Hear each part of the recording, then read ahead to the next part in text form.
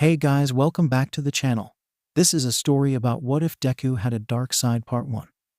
If you guys enjoy this What If and want to see Part 2, comment down below. And let me know before I start. Please do support for more awesome content and leave a like. And don't forget to subscribe to my channel. And also share this video with your friends and check out the description in my playlist. The author of the story resistantborg from 𝗬𝗧𝗏. So let's start the video.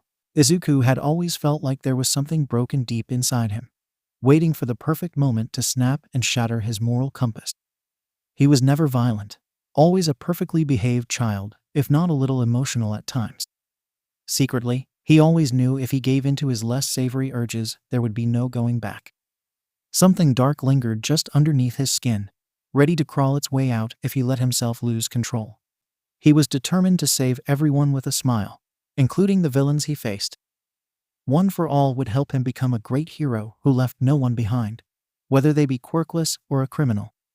He and Kaken would work together to win to save to win. Their relationship was nowhere near perfect, but they were working on it every day. They had spent hours talking, fighting, and even sometimes screaming at each other until their throats were raw from emotion. But they also laughed together, sharing glances across the room and inside jokes from their childhood. Things were complex and messy, but it was so undeniably them. Their dynamic had shifted after the sports festival, their first true glimpse into the politics of the hero industry and the potential of their classmates. Katsuki had won, but the costs were far greater than the gains. Izuku flinched when he recalled finding his childhood friend alone in the locker room showers, sobbing on the ground fully clothed as the water drenched him. He had hesitated at first, not wanting to cross a boundary or upset the other team more than necessary. But when those red eyes looked up at him, filled with such pain and betrayal, his body once again moved on its own. 2 months ago, Izuku had a meeting with All Might after the award ceremony was over. But any excitement he might have had was clouded by his exhaustion. He had already changed and showered, only needing to grab a few things from his locker before he could sleep. He was unsurprised to find the locker room empty, though he noticed the sound of a shower running a few rows away. His fingers had just begun typing in his code when he heard a sniffle. "Mind your business, Izuku." He tried to focus on getting out of the locker room as quickly as possible, hoping to give whoever it was a bit of privacy. Another choked sob broke his concentration, and he sighed when his feet began moving towards the shower stalls. There was no harm in walking by to make sure the person wasn't injured, he reasoned with himself. He had every intention of just walking past, but when his eyes saw the orange-soled boots sitting outside of the stall, his heart squeezed. There was no way his presence would be welcomed, but he couldn't stop himself from knocking anyways. "Kaken," he said quietly, letting out a gulp when he heard the sobbing stop. To his surprise, the blonde answered him in a hoarse whisper. "It's open." The word sparked Izuku to action, and he quickly found himself looking down on the crumpled form of his oldest friend. He froze, unsure what to do in this unfamiliar territory. Katsuki looked up at him, his eyes filled with the same desperate look that had spurred Izuku to action during the sludge villain attack. It was the only push he needed to act. He wordlessly lifted Katsuki off the ground, carrying him carefully to one of the benches near his own locker. He was grateful that he always kept a spare change of clothes, though he knew his sweatshirt would be a little tight on his friend. He had turned while Katsuki changed out of his soaked gym uniform, still not breaking the silence between them. Izuku controlled his expression when the blonde grabbed his hand, forcing his gaze away when he noticed the inch of exposed skin underneath the hoodie. Katsuki pulled him down the halls, expertly avoiding anyone who might still be lingering after the festival. They were just about to round a corner when Katsuki stopped suddenly, pulling Izuku against the wall with him. Izuku sent him a questioning gaze, but he was obedient when the blonde put a finger up to his lips. "How dare you chain my student up like a wild animal?" Aizawa's voice echoed down the hall. Izuku had never heard their teacher so angry, though a small part of him was relieved that at least one of the adults had sense in this situation. "We needed to present our winner, and he was quite uncooperative," Nezu's voice replied. The mouse sounded condescending and uninterested, and a sour feeling spread through Izuku's gut. "I regret that I did not stop this barbarism during the ceremony. But you honestly cannot believe that was the right course of action." All Might's voice joined in, and Izuku squeezed Katsuki's hand. He hoped that hearing their hero standing up for him would make the blonde feel better, though he doubted it would change anything. While I appreciate your concern for the students, perhaps you should be focusing on how to get that boy's temper under control. Nezu replied dryly, and there was a second of silence before he continued. If he does not wish to be treated like a wild animal, perhaps he should not act like one. Electricity buzzed under Izuku's skin. The monster he had fought so hard to keep under control threatened to rip its way out of him. Katsuki squeezed his hand tightly, his eyes pleading as he stared down at him. Izuku took a steadying breath, listening as their teachers continued to argue. The boys eventually turned the other way and left, finding their way back to their thankfully empty dorms. It seemed like everyone else had made their way home for the weekend, though neither of them felt like seeing their parents after such an exhausting day. They didn't talk about the past, simply allowing themselves the freedom to exist in each other's presence without all the baggage that lay between them. Katsuki didn't seem up for talking that much, and Izuku wouldn't dare break the spell of normalcy that had been cast over them. He thought that Katsuki would want to go to his room to isolate after such an exhausting day, but was pleasantly surprised when the blonde paused when they got into the elevator. "Do you still have all of the All Might movies?" Katsuki asked, his eyes focused on Izuku's shoes. Izuku's heart squeezed with hope, but he simply hummed back his confirmation. "Bring them to my room in 15 minutes. Katsuki replied and pressed the button for his floor. The rest of the night was spent eating snacks from Kaken's secret stash and watching the movies they had loved as children. It felt like nothing had ever shifted between them, as though years of distance had melted away. Izuku didn't know how he would survive if he woke up tomorrow to find Kaken pushing him away again. He knew he should probably leave when he heard soft snores next to him, but his body was sore and tired after the festival. Izuku allowed himself the small pleasure of falling asleep next to his childhood friend for the first time since they were toddlers. He smiled as he slipped into his dreams.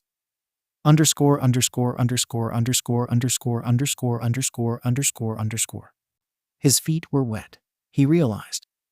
He looked around, recognizing the creek he had played in as a child. Deku. Izuku turned to find Kaken standing a foot away, his expression soft as he extended his hand. His heart fluttered as he lifted his hand to grasp Katsuki's, but the scene disappeared before their fingers met. Underscore, underscore, underscore, underscore, underscore, underscore, underscore, underscore, underscore. Izuku awoke to find Katsuki looking down at him with a raised eyebrow. But there was no malice in his eyes. "You hungry?" Kaken asked as he stretched his arm over his head. Izuku realized they were both underneath the covers, meaning Katsuki had tucked them in overnight. The morning was spent eating breakfast and greeting any classmates that returned to the dorms, both of them grateful that no one commented on the sudden shift in their dynamic. It was the beginning of a new era for them, one where they could be friends in a way Izuku had always dreamed about. Izuku broke out of his musings of the past when Katsuki plopped onto the couch next to him. The blonde seemed intent on taking up as much room as possible as he spread his legs and placed his arms on the back of the couch. He glared at Izuku and wrinkled his nose, but there was no heat behind the gesture. Izuku stuck his tongue out at his friend and dodged the hand that came flying towards him in an attempt to grab his face.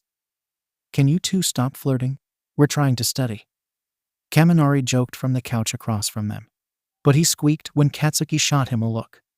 Their friends went back to discussing their upcoming final exams, and Izuku went back to his book. His attention was quickly stolen by his best friend, who nudged his shoulder to get his attention. Izuku looked up to find Katsuki's eyes alight with excitement, and his curiosity was answered when the other boy thrust his phone into his hands. New All Might exhibit to open temporarily at the Musutafu Heroes Museum next weekend. Both boys looked up with wide smiles, and Izuku felt that the expression fit Katsuki perfectly. "We have to go, Kaken," Izuku whisper yelled, not wanting to break the concentration of his classmates. A small part of him also hoped this could be something for just them, a way to celebrate the rekindling of their friendship. The blonde took his phone back and began typing away, and Izuku watched as he bought 2 tickets for opening day. Those were expensive. Izuku's eyes were wide with shock, but Katsuki simply shook his head and shrugged. "My parents are pretty generous with my allowance," he replied casually before stuffing his phone back in his pocket. Izuku's heart pounded with excitement when he imagined spending an entire day with his best friend, indulging their childhood hyperfixations.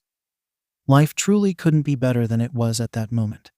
The museum was a short train ride away from Ua, and the boys spent their commute discussing what heroes might be there for the opening and which All Might fights they would highlight. All Might had laughed when they told him what they were doing, insisting that he could have gotten them free tickets if he knew they would be interested in the exhibit. Their teacher's eyes sparkled when they waved goodbye, and he promised to find them after his official duties were over. Izuku had been to the museum many times with his mother, though he was never sure how she could afford the tickets for each exhibit opening or special event he had wanted to go to.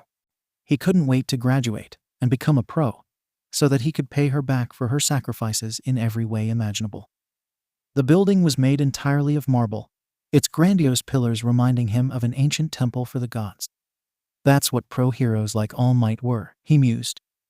Deities that looked down on the common people, ready to protect them and inspire hope wherever they went. His idolization of heroes had shifted ever since he was given One for All and had seen the politics of it all. But there was a small part of him that would never outgrow that adoration. "You ready, nerd?" Katsuki asked, clearly trying to hide his own excitement as they ascended the stairs to the main entrance. "Yeah," Izuku grinned, before launching into a muttering storm about which All Might suits they would have. Katsuki obliged him, asking questions and making comments as he showed their tickets to the security guard standing out front. Izuku's jaw dropped when they stepped into the museum, noticing all of the changes they had made in preparation for the new exhibit. There was a giant statue of All Might in the center of the main hall, its shimmering gold exterior sparkling in the light beaming down from the glass roof.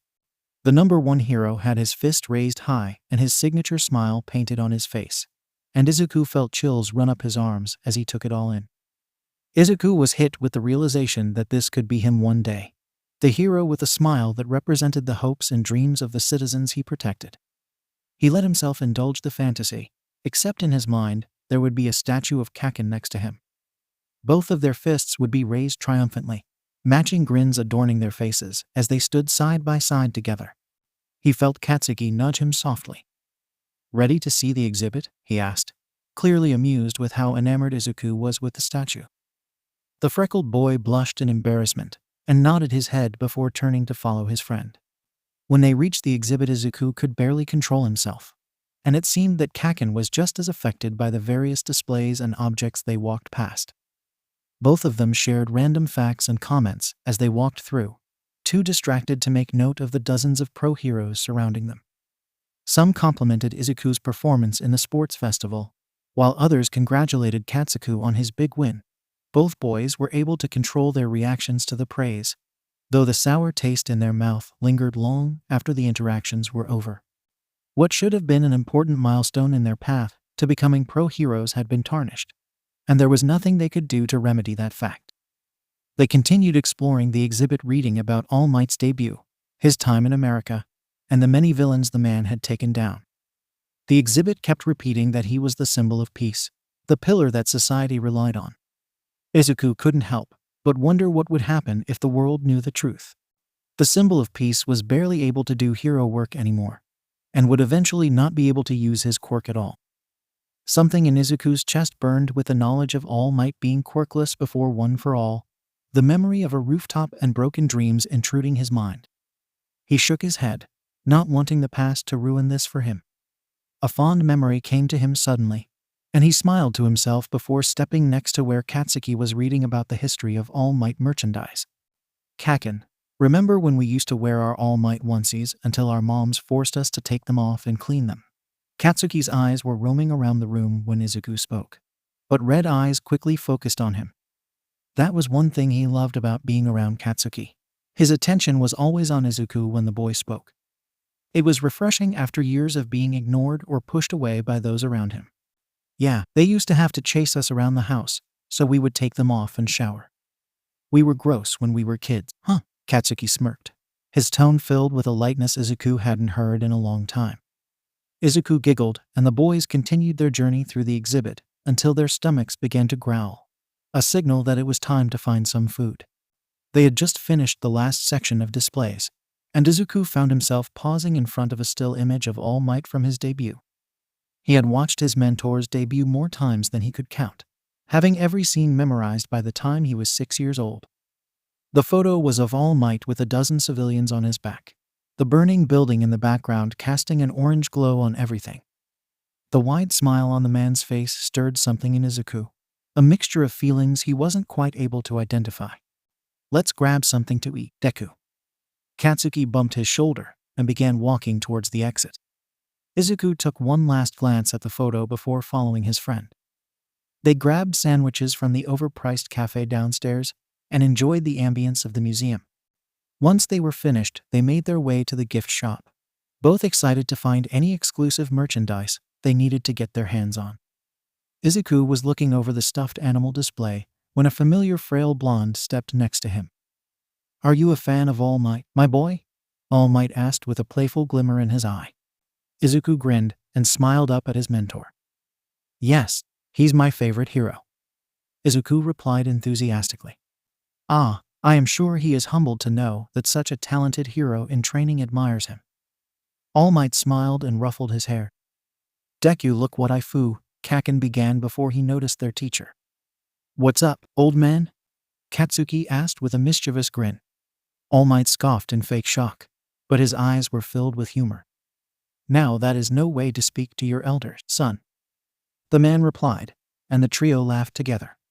All Might asked about how they enjoyed the exhibit, and he listened as both boys shared the highlights of their visit. He blushed a bit as his students talked about their favorite moments from his career, and eventually he thanked them for making his day. "I have a few things to finish up here, but you boys should get yourself a few things while you're here." All Might pulled out his wallet and handed them a stack of bills, raising his eyebrow when his students tried to refuse. They thanked him profusely and made their way around the store, picking out their new merchandise. They eventually checked out, both carrying 4 bags each as they shuffled out of the gift shop. Izuku was about to turn towards the exit when Katsuki stopped in his tracks. "Kaken?" Izuku furrowed his eyebrows and followed his friend's gaze. His eyes widened and a bright smile formed on his face as he locked eyes with Katsuki. "Can we?" he asked hopefully, and he jumped up in excitement when Katsuki nodded his head. They walked over to their destination, an All Might-themed photo booth that included an exclusive keychain to store your photos. Katsuki confidently lifted the curtain and nodded his head for Izuku to enter before him. The blonde slid in after him, and he slipped a few bills into the machine as it began to load. There were so many options to choose from, but both of them agreed to do a backdrop based on All Might's Silver Age era. The countdown began, and Izuku let out a squeak when Katsuki pulled him in by the shoulder and flipped off the camera. "Kak," he began, but the flash of the camera startled him. They moved through different poses, most of them involving Katsuki looking like a feral animal. As the last frame approached, though, the boy stiffened and sat upright. "Let's smile for this one," he said, almost too quietly for Izuku to hear him. Izuku's stomach fluttered with happiness as he looked towards the camera and smiled, all while Katsuki pulled him in to ruffle his hair. Once their pictures were finished, they made their way out of the booth, eagerly awaiting their new All Might keychain. After a few minutes, 2 of the bright yellow accessories popped out, and Katsuki jumped forward to grab them and pass one to Izuku. They spent a few moments admiring the exclusive merch before turning them over to look at the slideshow of pictures. The photos made them look insane, but their ridiculous expressions matched their personalities perfectly. Izuku sucked in a breath when he saw the last one, all of the silliness leaving his body as he admired the image. Katsuki was smiling, not his usual smile filled with sharp teeth and challenging red eyes. This smile was careless. It was light and free in a way Izuku hadn't seen since they were small. He had Izuku under his arm with a hand in his hair, and his eyes sparkled with mischief as he stared defiantly into the camera. Izuku's eyes were crinkled shut as he leaned into his friend, his mouth open wide as he laughed. He clutched the keychain to his chest and turned to Kaken, who was holding the object in his hand like it was something precious. Izuku had a feeling they would cherish these keychains more than any of the other All Might merchandise they had bought that day. The days leading up to their finals came and went, and soon it was time for the test that would solidify their place in the hero course. Their teachers hadn't revealed what their heroics test would be, but all of the students were on high alert for any surprises. After the 𝗧𝗏𝗃 attack, they were ready for anything, always on edge in case Shigaraki and his cronies decided to invade their school again. Izuku sat next to 𝗧𝗏𝗃 as they made their way to their next destination, and he was chatting with Kaminari and Kirishima, while his best friends silently listened to music and stared out the window. Their classmates were buzzing with excitement as they all discussed what their test could be, though they all fell silent when the bus pulled up to one of the training grounds. Almost all of their teachers were waiting for them in front of the fake city, and Izuku's chest fluttered with excitement when he realized what they would be doing. He and 𝗧𝗏𝗃 shared grins when they were partnered together, and there was only a hint of hesitation when they heard they would be fighting All Might. Fighting the number one hero seemed impossible, but so did repairing their friendship after so many years. They stood in the back of the viewing room as the first match began, quietly whispering strategies to each other. Soon it would be their turn to prove themselves. Izuku's senses were on fire, the taste of blood filling his mouth as he watched All Might slam 𝗧𝗏𝗃 down hard enough to make him vomit. White-hot rage blurred his vision as his body launched forward to strike his mentor.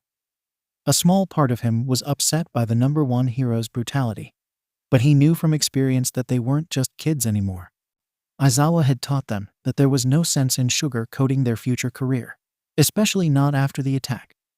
Izuku's body collided with the much larger hero, knocking him off balance and loosening his grip on 𝗧𝗏𝗃.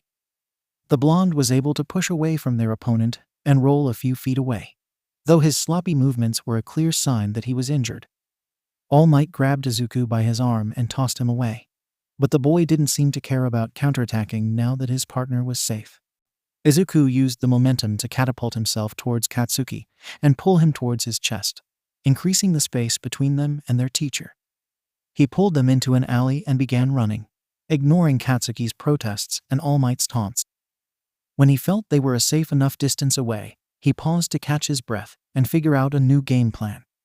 He turned to his friend to find the blonde glaring at him, and the adrenaline began to drain from his body as 𝗧𝗏𝗃 stomped over to him and grabbed the front of his hero suit. "Do I look like a damsel in distress to you?" 𝗧𝗏𝗃 spoke through gritted teeth, and Izuku could tell the blonde was trying to control his anger.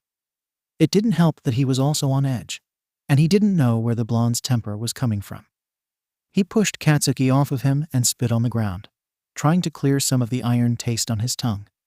"What is that supposed to mean?" he snapped back, his ego threatening to take over. 𝗧𝗏𝗃 stared at him for a few long moments and took a deep breath as he ran a hand down his face. When he looked up at Izuku, his eyes were softer, though he still seemed frustrated. "We're a team, dumbass," he spoke before letting out an exasperated sigh. "I know that," Izuku replied, his tone defensive. 𝗧𝗏𝗃 looked up to the sky and breathed out of his nose harshly before his gaze returned to his test partner. "Izuku, I am not coming at you." 𝗧𝗏𝗃 placed a hand on his shoulder and continued. "We have to work together. None of that self-sacrificing or letting your emotions control you." The blonde's eyes bore into his own, and Izuku knew his friend was right. Izuku let out a sharp breath and felt his anger melting away as he processed his best friend's words. 𝗧𝗏𝗃 was right, and there was no way they would win this if he didn't trust his friend's ability to get out of tight situations. There was a loud crash a few blocks away, signaling that All Might was getting closer to finding them. Izuku locked eyes with 𝗧𝗏𝗃 and nodded his head in determination. "Let's plan.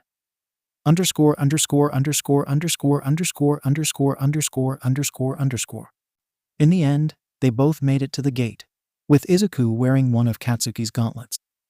All Might knelt to the ground and apologized with tears in his eyes when he saw how injured his students were after fighting him. The semester ended, and the entire class celebrated their achievements by going to the mall for their upcoming training camp. 𝗧𝗏𝗃 stuck by Izuku the entire time, though the freckled boy felt a tingle down his spine as they grabbed what they needed. He couldn't shake the feeling that someone was watching him. Izuku skipped off the elevator as he stepped into the common room, grinning when he saw his classmates chatting as they waited for their teacher. Uraraka waved at him with excitement, and he made his way over to his friends. "Deku, are you ready for training?" The girl smiled as she jumped up and down, and he laughed at her antics. "Yeah, I'm excited to see where we will be going," he replied, his head buzzing with theories as he tried to solve the mystery. He was a little disappointed that All Might wouldn't be joining them, but he understood the hero's reasoning. Izuku did not want to face Shigaraki again anytime soon. His mentor had pulled him and Katsuki to the side a few days before to give them some words of encouragement before they left. He had been calling him his Wonder Duo ever since the exams, and the title had inspired many doodles of a future hero agency in Izuku's notebooks. Aizawa entered the common area and complained about how noisy they were being, though there was a hint of amusement in his eyes. He chugged a few sips of coffee before instructing them to head outside to get on the bus. Kaminari and Kirishima cheered with excitement, almost knocking their teacher over as they ran towards the front door. Katsuki huffed in mock annoyance and shot Izuku a look of exasperation, but he still followed his friends out. Most of the class followed suit, though Ida verbally reprimanded them as they walked out the door. Izuku went to follow Shoto and Uraraka when Aizawa gestured for him to come over. "Midoriya, let me talk to you for a second," the man requested, and Izuku waved for his friends to go on without him. He tried to control his anxiety as he waited for his teacher to speak. The man placed his coffee down on a table beside him and crossed his arms as he looked down at Izuku. His stern face morphed into a small smile as he reached out to pat his curly hair. "You proved me wrong, kid." The man's words were spoken with such pride. Izuku felt his throat tighten as he tried not to cry. "You've done a great job so far. Let's continue that progress." Aizawa finished before grabbing his coffee and turning towards the door. The man paused for a moment and turned towards his student. "If you tell anyone that I've gone soft, I will expel you," he said in his familiar monotone, turning to head out towards the rest of the class. Izuku's heart was warmed by his teacher's encouragement, and he quickly made his way towards his classmates. Kaken turned to him with a raised eyebrow, but he shook his head with a smile. That seemed to satisfy the blonde, as he didn't ask any further questions. Ida monitored them as they got on the bus, and they all breathed a sigh of relief when they noticed he hadn't assigned them seats. It seemed he had loosened up a bit after the incident with Stain, though he still tried to keep things as orderly as he could. Katsuki found an empty row and slid next to the window before tapping the seat next to him. "You're with me, nerd." Izuku smiled and sat next to his friend, much to the bemusement of their classmates. Their strange dynamic had become something their friends had grown used to over time, never questioning their taunts and inside jokes. Their friend groups found the seats surrounding them, each of them pairing off as they settled in. Aizawa made a few more announcements, but Izuku quickly found himself drifting off to sleep. He wanted to get as much rest as he could before they started their training. ________________________ The smell of burning trees filled his senses as he ran through the forest, his throat raw from screaming. He was covered in blood, though he didn't know if it was his or his enemies. His mind was focused on a singular goal, something that he couldn't afford to be distracted from. He had to find Katsuki before they did. _________________48 hours earlier, Izuku and Katsuki had arrived first to the camp, covered in dirt and grinning wildly as they came down from the adrenaline of running through the woods. It was freeing, being able to relax in nature and not worry about the next villain attack. By the time the rest of their classmates had joined them, they had started on dinner, delegating tasks as each member of Class 1 arrived. Todoroki and a few others were pretty useless at cooking, so they were given the role of setting the tables. Izuku cut vegetables while Katsuki prepared a few cuts of beef, their shoulders bumping as they worked together to craft a delicious meal. When they worked together like this, it was hard not to think about Izuku's doodles of their future hero agency. Would Kaken want to work with him when they went pro? He liked to think of the conversations they had as children, though now he'd stand by Katsuki's side as an equal instead of a quirkless sidekick. The daydreams made him smile as he cut more carrots, depositing them into the pot of vegetables he had been filling. Their class sat together while eating, all sharing jokes and laughs as they prepared for a tough week of improving themselves. Izuku had taken a few bites when he noticed that the boy who had punched Ida earlier was gone. They had all cringed when their class president went to introduce himself to the angry child.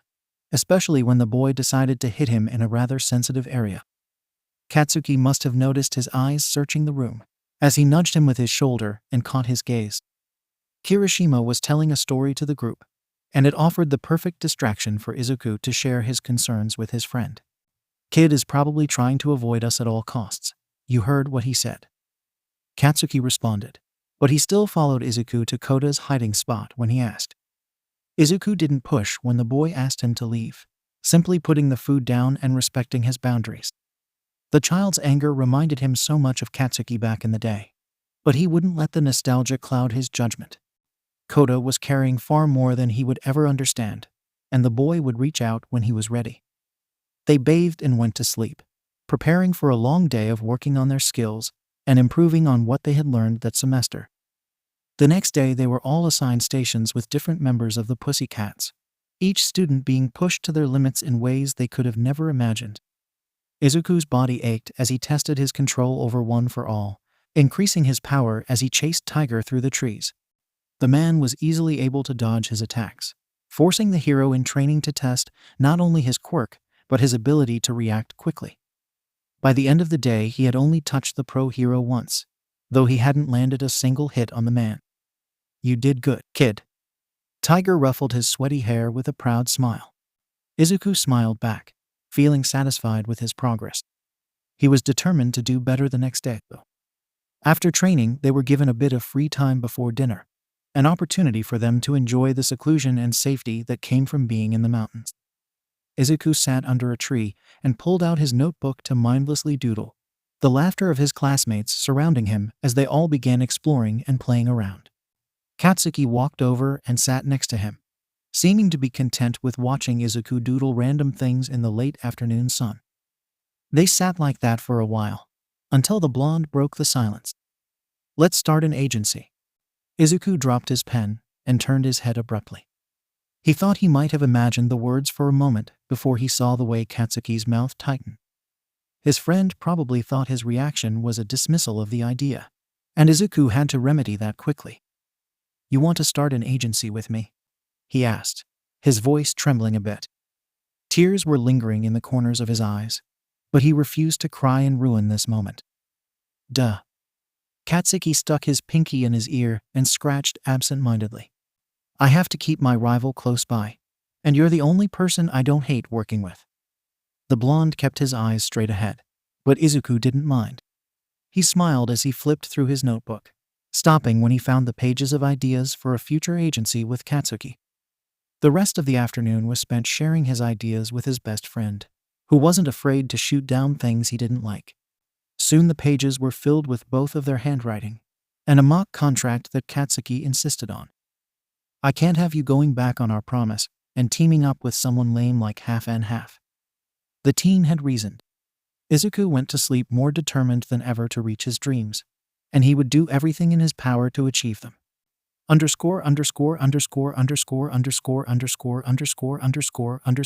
day of training passed by, and Izuku felt satisfied with his progress so far.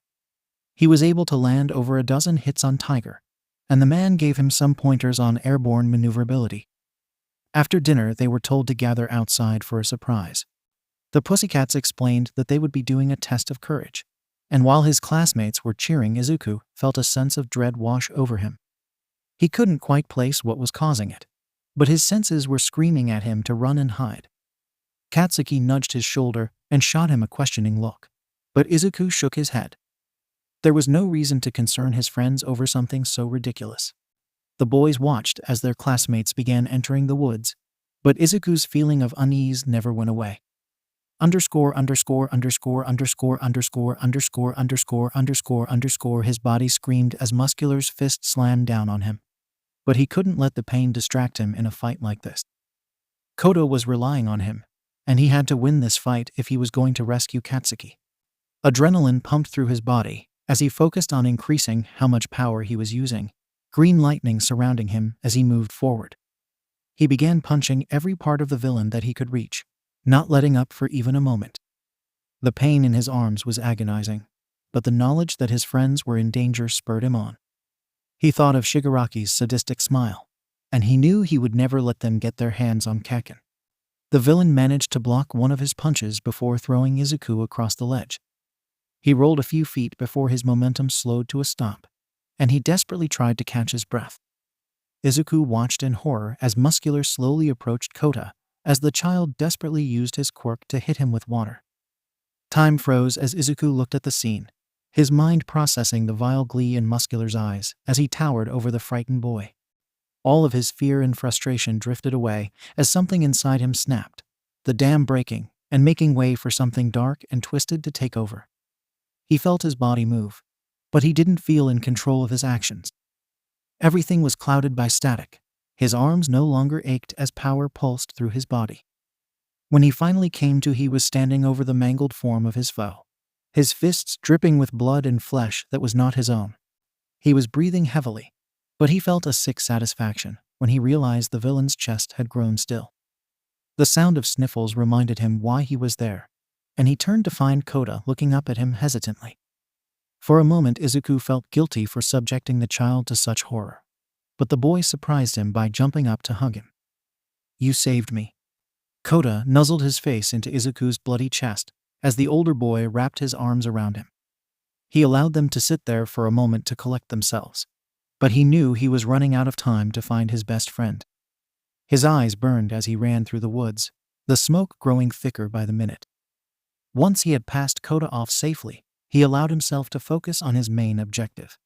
If any of the villains had harmed Katsuki, they would be joining Muscular in hell.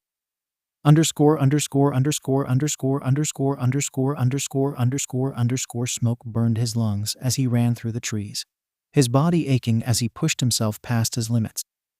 Why were they forced to protect themselves like this? He wanted to cry when he saw familiar blonde spikes, his joy overshadowing his logic as they ran to safety. His feeling of triumph was quickly clouded by rage as the man in the top hat mocked him. "Give him back," he had screeched, watching as the villain escaped from his grasp. "Stay back, Izuku," Katsuki had ordered, and Izuku's traitorous body had obeyed as he watched his best friend disappear into the swirling dark portal. His mind shattered as he let out a scream of despair, his body finally succumbing to the exhaustion and pain as he lost consciousness. He was sitting on the bank of the river this time, the dirt and pebbles grinding into the palms of his hands as he tried to stand up. His vision blurred as he tumbled back to the ground, but a strong pair of arms caught him before his face hit the rocks. "The useless nerd can't even stand up now." Izuku's eyes shot up to find Katsuki looking down at him with a smug smirk. He shot forward, hugging the blonde and squeezing tightly as tears began to pour from his eyes. "I'm sorry I let them take you, Kaken," Izuku sobbed. Katsuki hugged him back for a few moments, letting the freckled boy get his emotions out. He finally calmed down after a bit, pulling back to look up at his friend. "You didn't let me get taken, you crybaby." Katsuki softly pushed his head with a disapproving look. His words were harsh, but said with a fondness Izuku had only recently been able to identify. "You were going to get yourself killed if I didn't tell you to stay back." Ugly thoughts swirled in Izuku's mind, telling him that it would be better if he were the one that was taken. He'd rather die than lose Katsuki. The water next to them began to ripple as the bright blue of the sky turned a sluggish gray. Katsuki looked up and sighed as he saw the world shifting around them, and he stepped forward to put his hands on Izuku's shoulders. "Don't do anything stupid, Izuku." Before Izuku could reply, the ground fell underneath him.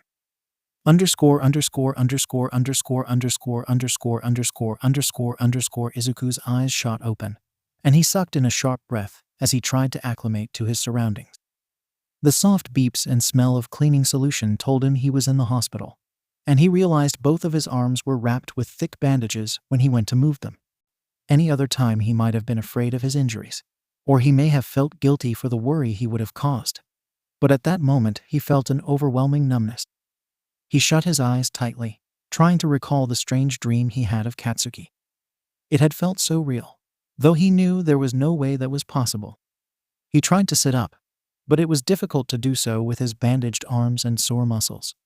A nurse passed by and noticed he was awake, which led to an hour of questions and testing before he was free again. His mother stopped by, her eyes puffy and swollen, as she flashed him a strained smile. Izuku resented her, for the first time in his life. Why should they pretend things were all right? His best friend had been taken. Izuku had failed. Perhaps he wasn't cut out to be a hero, after all. Stop it. Katsuki's voice rang through his head. His mother left after half an hour, using the excuse that she needed to check in on the Bakugas and bring them dinner. The mention of Katsuki's parents made him feel sick, but he tried to remember what his friend had said in his dream.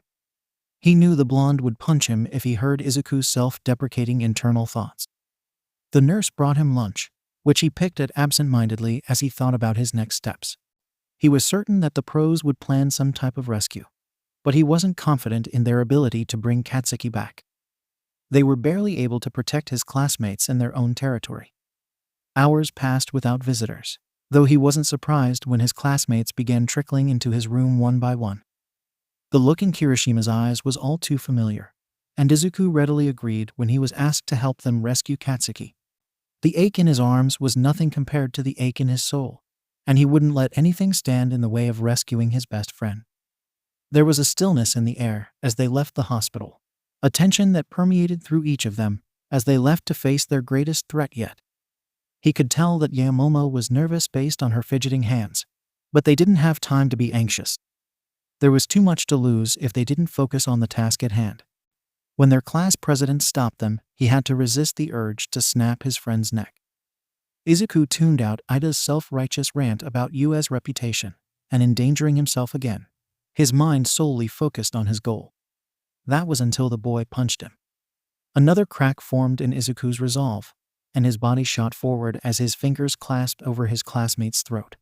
"If you ever do that again, I will end you," Izuku hissed, only loosening his grip when Kirishima placed a hand on his shoulder. "Come on, man, he's just as worried about Bakugo as the rest of us," the red-haired boy argued, but he let go when Izuku turned to glare at him. The rest of their journey was tense, but none of it mattered to him. Ida sent him side glances every so often, his throat turning a nasty shade of purple underneath the street lamps. Todoroki seemed to be the only one unfazed by his outburst, probably due to the casual violence he witnessed growing up in his home.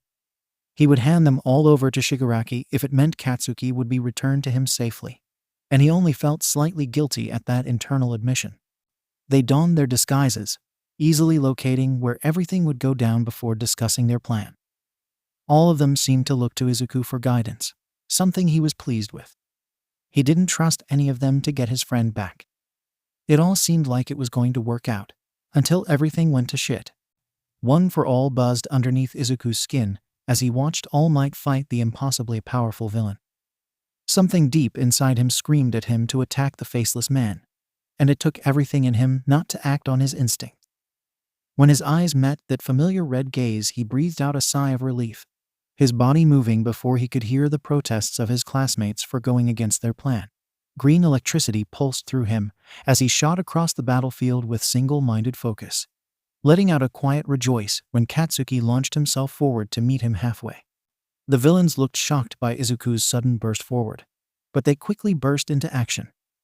Izuku heard Shigaraki yelling at the woman with the magnetism quirk, but his eyes were locked on Katsuki's outreached hand and bright smile. He smiled back as their fingertips brushed. Time froze as he began curling his fingers into a tight grasp around his friend's hand. A bright flash from behind Katsuki broke Izuku's attention, and his eyes widened as Shigaraki burst forward. He tried to tighten his grip, but he was a moment too late as he watched the villain tackle his friend and roll across the battlefield. Izuku landed sloppily, pivoting himself to turn in their direction before freezing in place. Shigaraki was cackling as he rose to his feet, his four-fingered grasp tightening around Katsuki's throat as he picked the teen up off the ground. Izuku couldn't move. He knew if he tried anything the villain would kill his best friend. His mind screamed at him to step forward to do something, but he couldn't will himself to do so. Shigaraki turned to him with a manic glee in his eyes as he lifted Katsuki up like a fresh catch. He regarded the blonde for a moment, his pinky finger hanging perilously in the air as he let out one last laugh. "I have no use for another hero brat, so this is your last chance to join us," the villain threatened. Katsuki's eyes drifted to Izuku, who was silently begging him to accept the offer. Even if Katsuki had to become a villain, at least he would be alive. Perhaps they could save more people without the constraints of hero society on their shoulders. Katsuki's eyes flashed with a silent apology, and Izuku's heart broke in understanding. He knew his friend far too well to think he would ever accept Shigaraki's offer, even if it meant he would die before reaching his dreams. "I will never become a shitty villain," Katsuki replied in defiance, though his eyes remained locked on Izuku. A single tear escaped from his vermilion eyes, and Izuku willed himself to give his friend one last tearful smile. Shigaraki shrugged at Katsuki's answer, shifting his grip to pull the boy even further into the air. "What a shame, you would have made a good party member," the villain replied in a bored tone before placing his pinky finger down on Katsuki's throat. He held it there until a purple portal opened up behind him, and he unceremoniously dropped Katsuki to the ground before turning towards his escape route. Shigaraki paused for a moment to turn to Izuku, his dry lips forming a smirk as he wiped the blood off his hand. "See you next time, hero. ___________________________________________________________" someone was screaming. The sound felt like it surrounded him, enveloping him in anguish as it drowned out everything else. His hands were wet, though he couldn't tell if it was from his tears or the blood covering them. He brought them to his cheeks, wiping the red down his freckles as he tried to process what was happening. A hand clasped his, pulling it away from his face weakly. Kakin. There was an explosion in the distance, but his attention couldn't break away from the crumbling form of his childhood friend. His throat was caved in, a decaying mixture of dirt and blood that made Izuku want to throw up. Where were they? Shigaraki's gleeful laugh filled his mind, though his attention was stolen when Katsuki's hand reached up to swipe away his tears. The boy wheezed, opening and closing his mouth like a fish forced onto land. Izuku tried to speak, tried to comfort his friend in his final moments, but no words would come to him. A trickle of blood escaped from the corner of Katsuki's mouth, and an uncomfortable heat burned at the edges of Izuku's consciousness. He leaned into his friend's hand, pressing it against his face like a brand. "It's okay," Katsuki wheezed out as the left side of his face began to peel away. "Not your fault." The blonde gasped as his eye joined the rest of the gore forming around him. The grasp on his cheek weakened as Katsuki met his gaze one last time.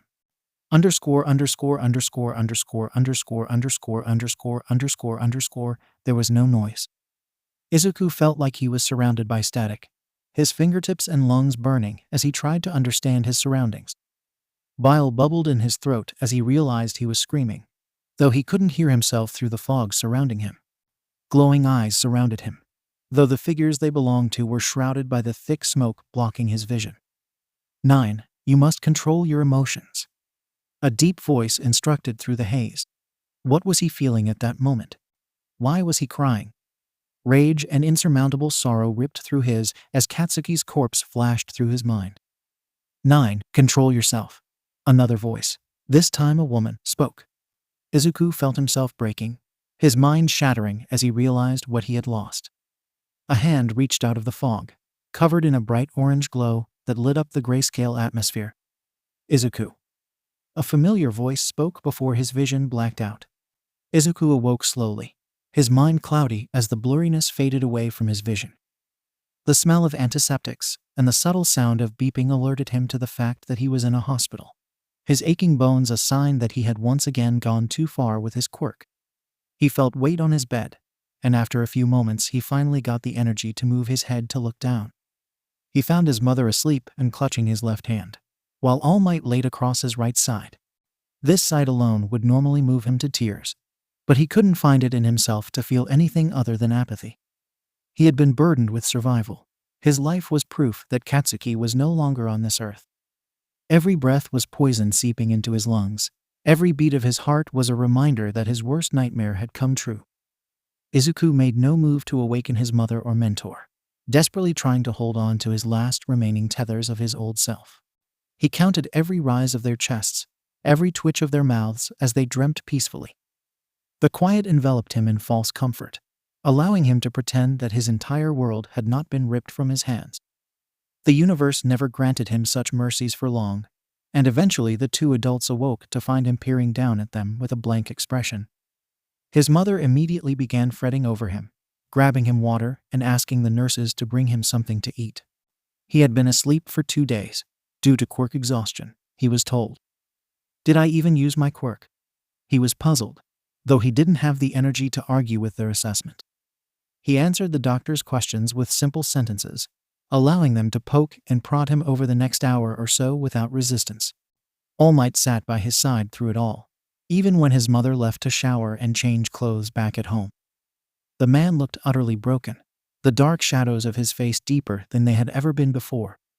His eyes were a dull blue, and the only word that came to mind when Izuku looked at him was frail. He already knew what was plaguing the man's mind, as he was haunted by the same thoughts. He reached out his hand and placed it over his mentor's, a silent acknowledgement that things were all right between them.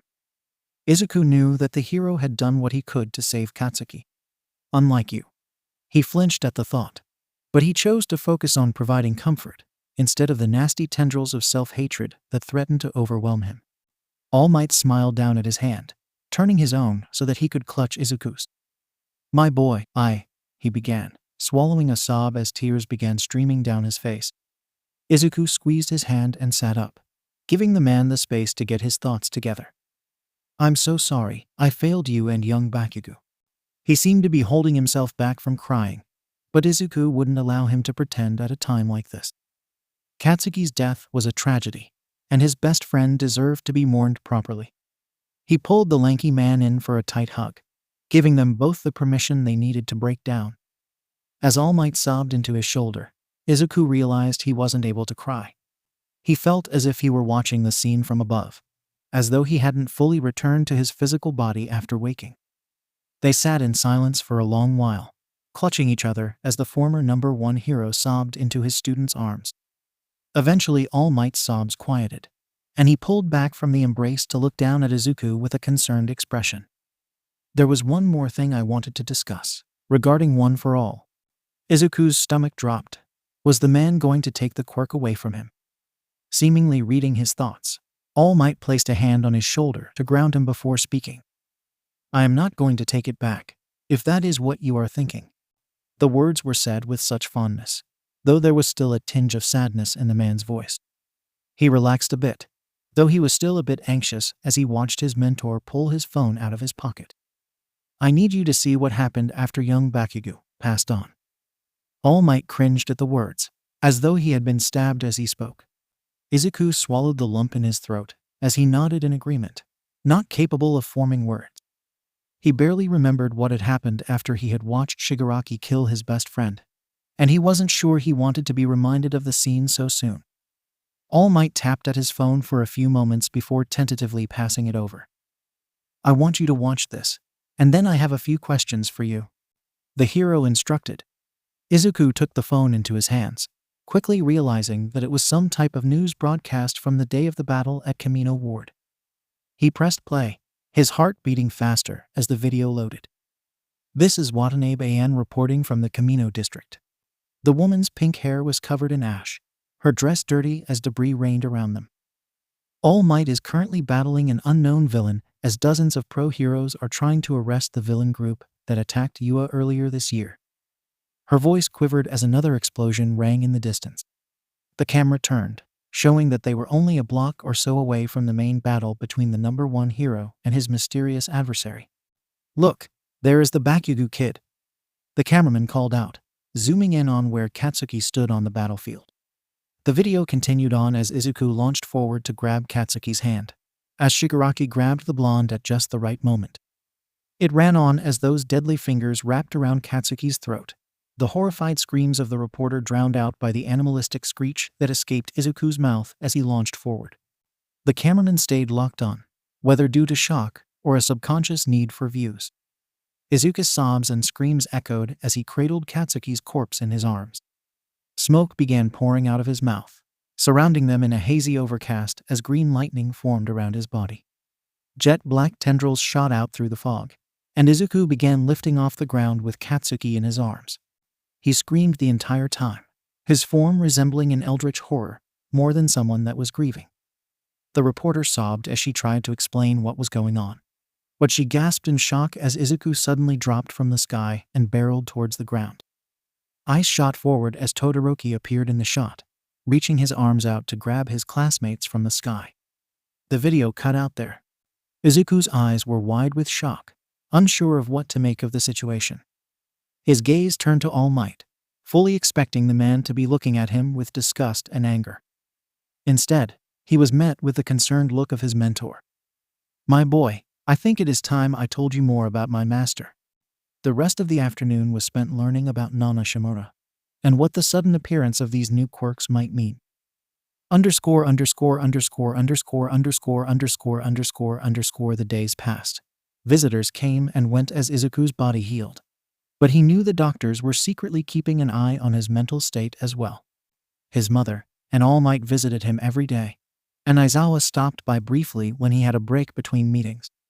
He told his student about the friend that he had lost during his Yua days, but the story only left a sour taste in Izuku's mouth. Learning about the preventable death of another young hero only flamed the fire burning in his gut. 3 days into his hospital stay, his mother brought 2 people he had never expected to see again. Mitsuki's normally perfect complexion was clouded by the bags under her bloodshot eyes, and her hands shook as she entered the room. Masaru had his hand placed firmly on his wife's back, standing strong behind her while giving Izuku a small smile. It was clear the man had been crying, but he hid it well. Before Izuku could greet either of them, he was suddenly enveloped in a hug, both of Katsuki's parents cradling him in their arms firmly. Mitsuku began rubbing her hand over his head in a soothing gesture, her body shaking as she cried. Masaru clung to him as he wrapped an arm around his wife, pulling both Izuku and Mitsuki to his chest. The boy was frozen for a few moments before he melted into the hug, his own eyes prickling with the ghosts of tears. How could they stand to look at him, the person who had allowed their son to be killed? He let out a choked sob, his entire body shaking as he tried to control his emotions. They were mourning their child. He could not make this about himself. Masaru suddenly sat back, his eyes gazing down at Izuku with warmth and understanding. The man slowly raised his hands to cup Izuku's face, wiping away the few tears that had managed to escape. "Izuku, it wasn't your fault." Masaru made sure to keep his hands on Izuku's cheeks, his eyes staring straight into the eyes of his son's best friend. Izuku let out a shuddered breath as he looked up at Katsuki's father, whose kind eyes reminded him of the soft moments they had shared together. He couldn't speak, his mouth opening and closing as he tried to deny the man's words. It had been his fault. He didn't move as he watched his best friend killed in front of him. "It wasn't your fault," Masaru repeated, his voice shaking as tears began pouring down his own cheeks. Inko stood crying at the end of the bed. Mitsuki continued stroking his hair and cradling him in her arms. It was all too much. He had expected them to blame him for their son's death. Their empathy only made the pain of losing Katsuki more raw. Their hatred would have been easier to swallow. It would have made his own self-hatred easier to accept. He let the tears flow freely now. His chest rattled with sobs as he allowed himself to finally break down. His mother stepped forward and sat behind him on the bed, wrapping her arms around him so that he was completely surrounded by everyone's embrace. "I don't know how to live in a world without him," he whispered, and a voice in his head told him that he never would. On his last full day in the hospital, Todoroki visited. His friend brought a few things from their classmates, explaining that Yue was pretty much locked down. Izuku was touched that his friends had wanted to visit him, but he was also glad he wasn't forced to pretend things were all right in front of his classmates. Things were different with Todoroki, ever since the boy had revealed his past at the sports festival. Izuku felt like he could show his true feelings in front of him. They were quiet for a long while, neither one moving to speak in fear of breaking the easy silence between them. Todoroki seemed to have something on his mind, though, and Izuku desperately wanted to contextualize what he had seen in the video All Might had shown him. "Todoroki, can you tell me what happened after I blacked out?" he finally asked, thinking that it was better to rip the band-aid off and be direct. His friend stared at him for a long moment. His dual-colored eyes were conflicted as he wrung his hands in front of him. After a while he nodded, coming to sit on the edge of the bed. After Bakugo, Todoroki cleared his throat and shifted a bit before continuing. "After Shigaraki left, you started covering yourself in the blood." Todoroki winced at the last word. You were rubbing it all over your face and crying, and you were clutching Bakugo to your chest. Izuku felt his throat tightening as he listened to the story, not recalling any of this as he tried to think back on the worst day of his life. You started floating in the air, and we were trying to come up with some way to get you back on the ground safely. He continued, and Izuku could only imagine how scared his classmates were that day. After a few minutes you dropped, and I reacted.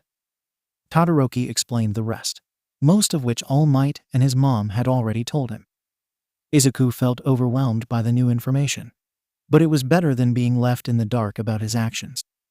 What are we going to do? Todoroki suddenly asked, his eyes burning with a fire that Izuku recognized from the sports festival.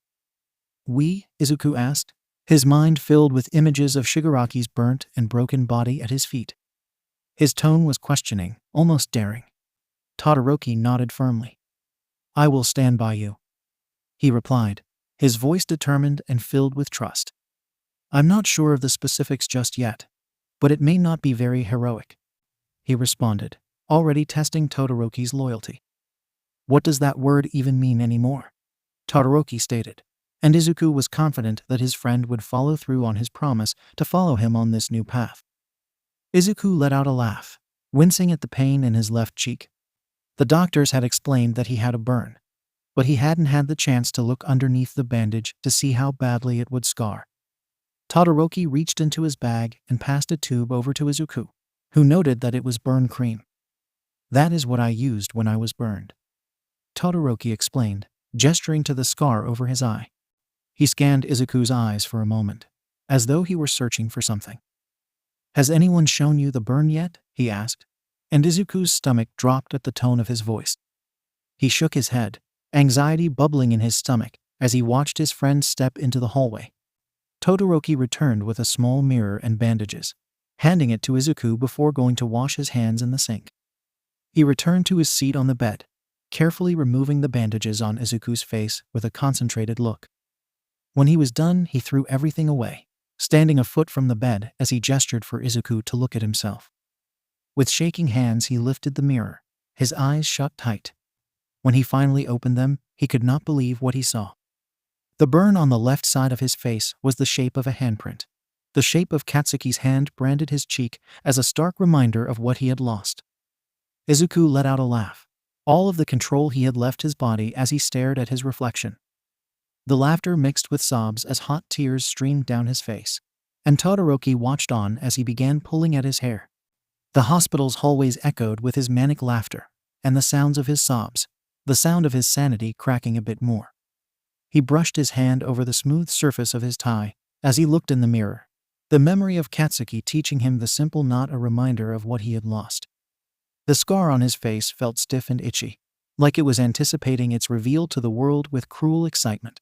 Todoroki was the only one of his classmates that had seen the brand on his face, the rest of them checking in with him over texts and phone calls in place of visiting the hospital.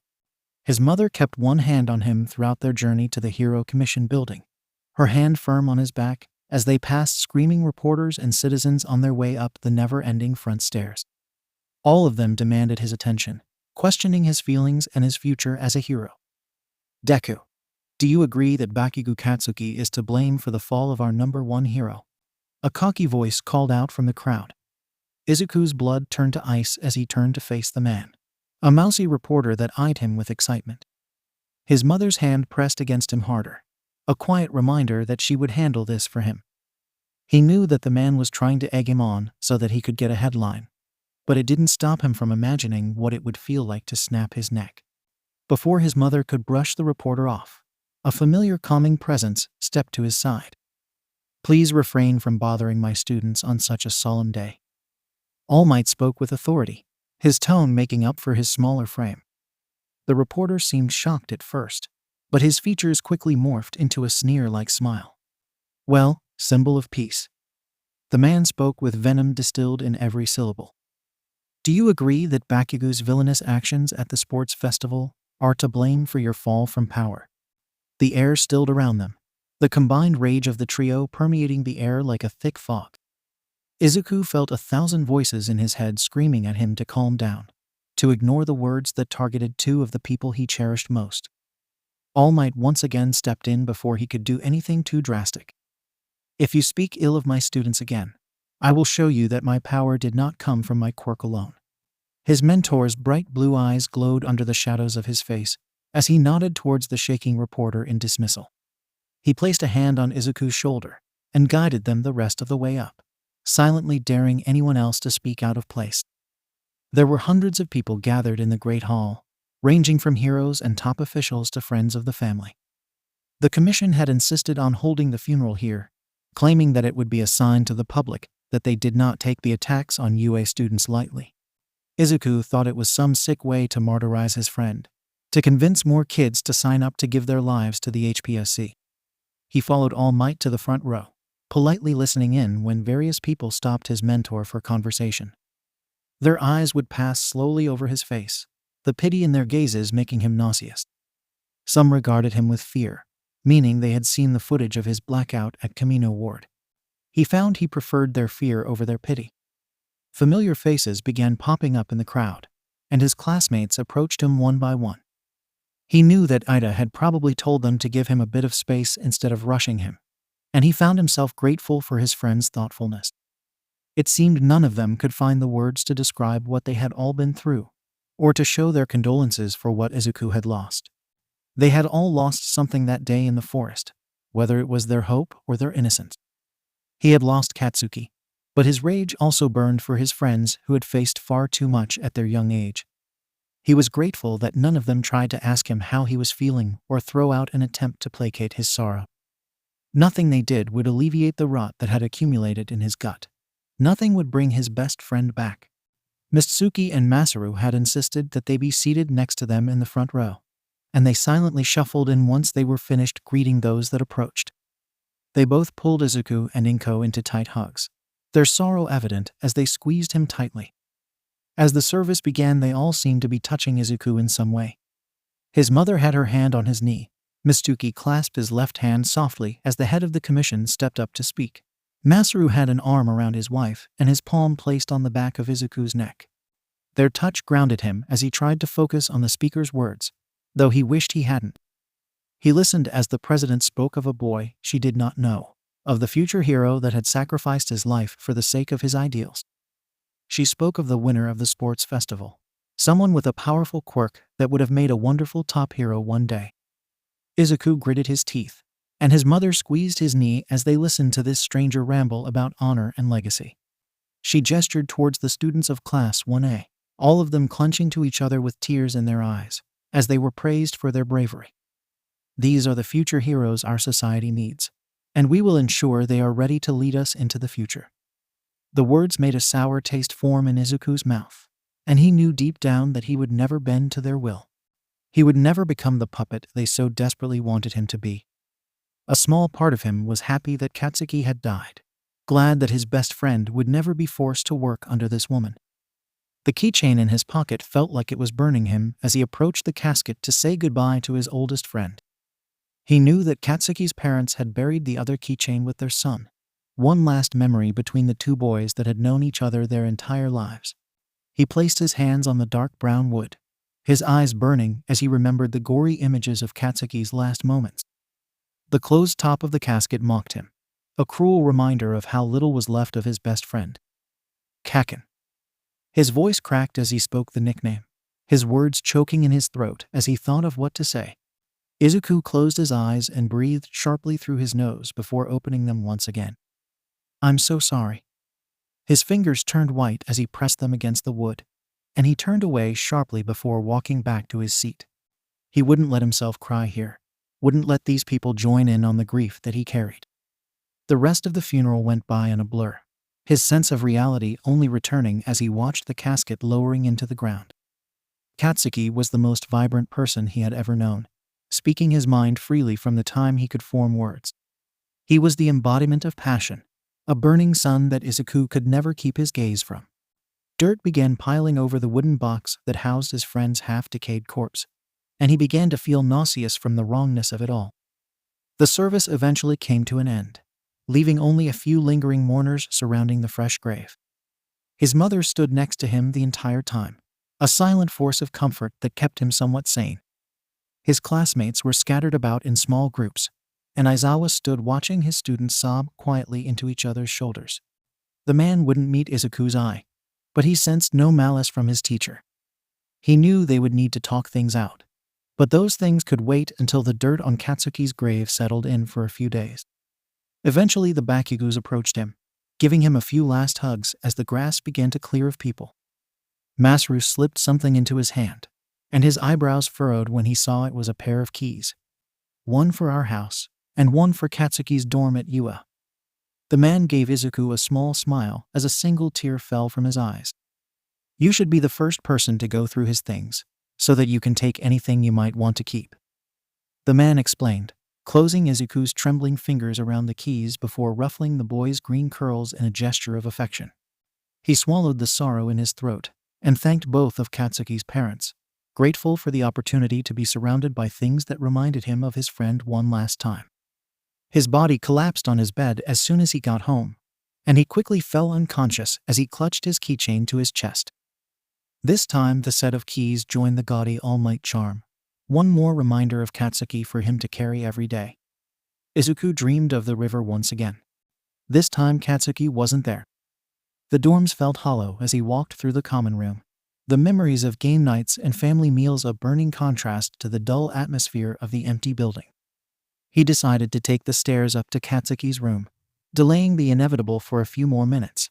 His footsteps echoed as he slowly ascended the staircase, his stomach sinking as each step brought him closer to the familiar room. With shaking hands, he took the keychain out of his pocket, the sound of the lock turning ringing through his ears as he pushed the door open. Izuku felt like his knees would collapse as he stepped into the room, the scent of his childhood friend immediately enveloping him in a warm embrace. Katsuki's drumsticks were sitting on his desk. Everything else was still tucked into its place. The blonde had always been a bit of a neat freak, at least with everything outside of his uniform. There were a few pictures and posters on the walls, the smiling face of All Might looking down at him from one of the posters closest to the bed. He blinked away tears as he began running his hands over various objects in the room. The few small trinkets Katsuki kept on his desk, the clothes hung neatly in the closet, the picture frames placed lovingly on the shelves. Izuku took some time to read through the school notebooks stacked on the desk, running his fingers over the handwriting and indulging himself in Katsuki's thought processes. He sat at the desk and twirled pens and highlighters through his fingers. The pictures on the shelves were a mixture of ones from their childhood and their time at UA. A selfie of All Might, Izuku, and Katsuki made his heart ache as he picked it up to stare at it. He carefully placed the frame in one of the tote bags he brought with him, deciding it was time to get to the task at hand. His bags began filling slowly as he made his way around the room, packing away the last remnants of his best friend. He grabbed Katsuki's entire stash of skull t-shirts from the dresser drawers, as well as the cologne his parents had gotten him for Christmas. He began to feel more comfortable searching through the space, reminding himself that Katsuki was no longer around to protest his snooping. A quick glance into one of the desk drawers is what finally caused his heart to stop beating. There was a neatly wrapped box at the bottom of the drawer, its gaudy All Might wrapping paper a dead giveaway for who the intended gift recipient was. The tag had Katsuki's handwriting on it, the name on the box confirming Izuku's worst nightmare. For Izuku, finding a birthday present from his best friend should have been exciting, but it filled him with a grief he wasn't sure he could contain. He picked the box up, settling himself on the ground as he turned it over in his hands. His eyes were watering, but he blinked away the tears as he began carefully peeling away the wrapping paper. Izuku had completely forgotten that his birthday was only a few short days away, but it seemed that Katsuki had something prepared for him for a while. He stared at the gift box for a few moments before pulling away the top, and he let out a sob when its contents were revealed. Hero analysis for the future Katsuki's version. The journal matched his hero analysis journals exactly, but its contents were something he would cherish for the rest of his life. Izuku let out another wet sob as he slowly read through the book, careful not to let any of his tears fall on the pages. Katsuki had listed everything he knew about his own quirk and hero suit, his ideas for future gear, and all of the moves he was thinking about creating. He outlined different ideas for their future hero agency, different combo moves they could work on together. and even ideas for different organizations they could create to help fight quirk discrimination. There were pages of Katsuki's thoughts, the blonde rambling about his day, or even his worries for the future. It was far too much for Izuku to take in all at once. But the last page overwhelmed him even further. Your nerdy ass has enough All Might shit, so I wanted to get you something else for your birthday. I don't normally do mushy stuff, but I know you like this type of thing. It was just supposed to be facts about my quirk and ideas for our agency, but it feels like I'm talking to you in some weird way. I guess you managed to bring out my true thoughts, even when I'm writing to you. Anyways, today we went to that All Might exhibit that just opened up. You were nerding out the entire time, and the old man gave us some money to buy a few things. It was nice. At one point you were staring up at the All Might statue for so long, I thought you had fallen asleep standing up. The entire time I couldn't help but think how much time I wasted pushing you away for so long. Sometimes I imagine going back in time to punch myself in the face, especially the day the sludge villain attacked. But maybe this is just the way things were meant to be, the only way my stubborn ass would have learned to really appreciate you. I always wanted you to keep your eyes on me, but now I'm the one that can't look away. I might burn this page before giving you this. Happy birthday, 𝗧𝗂𝗧𝗵𝗃. He slammed the book shut and began sobbing, crawling into Katsuki's bed and wrapping himself in the blankets as he finally let go. The blonde's words repeated in his mind as he clutched the pillows to his chest. There were so many missed opportunities, so many words they would never be able to say to each other. His phone buzzed in his pocket, and with shaking hands he pulled it out to find a text from Todoroki. Can we continue our discussion when classes start back up? Water dripped down his body as he rested his head against the shower wall, his mind drifting as steam rose up from the tiles beneath his feet. UA had reopened its doors to its students, a decision that was more than welcomed by the citizens of the surrounding cities. This meant that their society would keep pushing forward, and that schools would keep churning out heroes for them to idolize with glee. Izuku had slept in Katsuki's bed the night before, grateful that Aizawa gave him permission to occupy the space for as long as he needed to. Mitsuki and Masaru had only taken a few things, leaving the furniture and bedding for Izuku to use. They seemed to know what he needed, even if he wasn't able to verbalize it. He dried himself off and slowly changed into his uniform, the stiff fabric of his dress pants itching as he pulled them over his legs.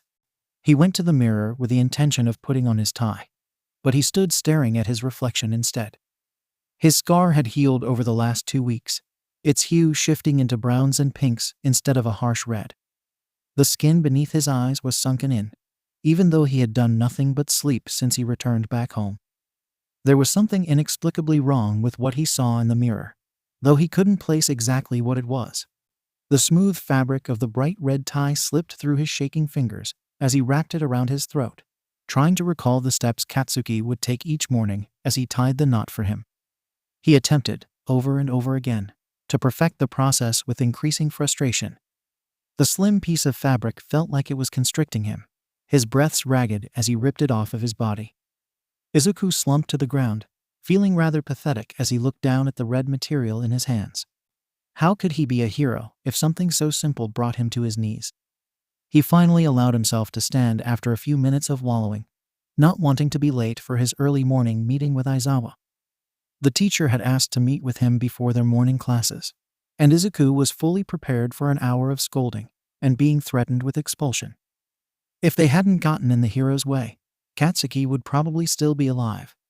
It was something that would haunt him for the rest of his life, and he wasn't sure how he could face his classmates after everything that had happened. He stuffed his tie into his pocket and dropped his things in his room, grateful that none of the other students were in the common room as he passed through. The stiff skin of his scar itched as he walked out of the dorms, the warm air doing nothing to improve his mood. A part of him hoped he would be expelled, while another part of him begged to continue his dream in honor of Katsuki. If only their childhood dreams had accounted for the horrors they would have to face.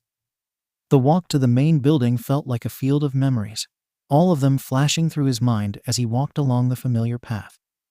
The excitement of his first day at Hero School, finally reaching the goal he had dreamed of for so long. Walking to class with Ida and Uraraka, having friends for the first time since he was told he was quirkless. Growing closer to Katsuki, and racing each other to class on the days they had a bit of extra energy. It all weighed heavily on his chest, as though he were viewing a movie in color when his current reality was grayscale. He knocked on the giant door for Class 1A, his body shaking as he waited for a response. "Come in," his teacher's gruff voice called out. Izuku pushed open the door and quietly stepped in, his heart hammering in his chest as he approached Aizawa's desk. The man simply gestured for him to take a seat in the front row of the room, and his student followed his instructions immediately. The hero stood and leaned against his desk as he stared at the teenager in front of him. He let out a long sigh and ran a hand down his face, his silence only encouraging Izuku's spiral into anxiety. His hands fidgeted in his lap, awaiting the lecture that was soon to come. "I won't ask you how you are feeling, because I know that is a stupid question."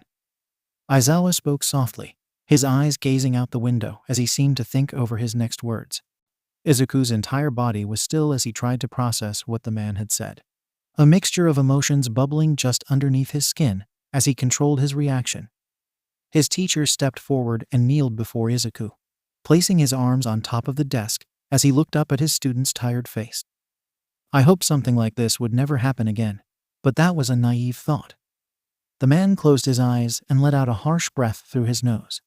"Again," Izuku's voice cracked, the implications of his mentor's words too much for his mind to bear. Had Aizawa lost a student before? The man seemed to be lost in thought, his eyes staring down at his hands as he breathed out slowly. Izuku could tell he was trying to ground himself, but his questioning gaze seemed to bring his teacher back to reality. "You know that Present Mike and I went to school here together." He said it as a statement instead of a question, fully confident that Izuku had found this information and stored it in one of his notebooks. The boy nodded his head, more as a signal to continue speaking than a confirmation. "We were pretty much inseparable." The words were spoken fondly, but there was an edge to them that piqued Izuku's interest. "There were 3 of us back then: Hisashi, Oboro, and I." Aizawa told him of a boy with sunshine in his eyes and dreams in the clouds. He told him of plans for a hero agency, something that made Izuku's gut fill with the acidity of broken dreams. Izuku tried to believe that Oboro was still out there, that the trio had just grown apart over the years due to the constraints of hero work. He knew that the world was too cruel to grant him such musings. I saw the rubble, and I just knew he was gone." Aizawa seemed to be reliving his experience, his voice quiet as he recounted how he had lost his best friend. "I was so angry, I felt like my rage would kill me." The man squeezed his hands into fists, his knuckles turning white as he continued talking. "I hoped that expelling students that didn't have what it takes would prevent this from happening again. But I was naive." Izuku regarded his teacher with a new perspective, puzzle pieces coming together in his mind as he reviewed the past few months with new context. "Does the empty feeling ever go away?" he asked after a few quiet moments, not allowing himself to feel hopeful as he waited for an answer. Aizawa stared at him for a long time before replying. "I won't insult your intelligence by lying to you, but I will do everything in my power to help you work through this." They talked for a while longer, deciding to meet every few days to talk or have tea together. Izuku felt lighter after the conversation, and he settled into his seat to wait for his classmates to filter into the room. His friends seemed to hesitate around him, more out of uncertainty than fear or pity. Ida approached him first, and the anger bubbling in Izuku's gut felt like it was boiling inside of him. He didn't trust himself to not react if his friend tried to lecture him. The class president bowed in front of him, and Izuku could only watch in shock as he began to speak. "You were there for me in a time of great need, and I will do everything I can to return that favor."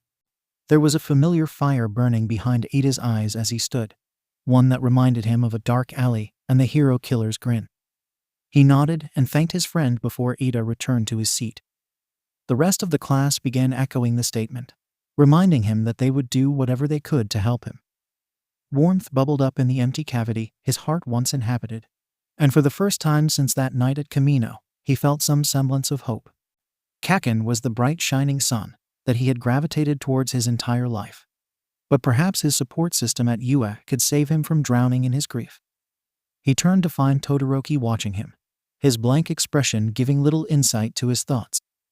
Aizawa called for their attention, going over a few important announcements for the new term. He told them he was going to try to petition for a few more counselors to be staffed for the foreseeable future, but told them that his door was always open if they needed to talk over recent events. Izuku listened to the announcements as he thought over the promises of his classmates and teacher. There was nothing that would ever fill the absence of Katsuki in his life, but perhaps he could fulfill their dreams for the both of them.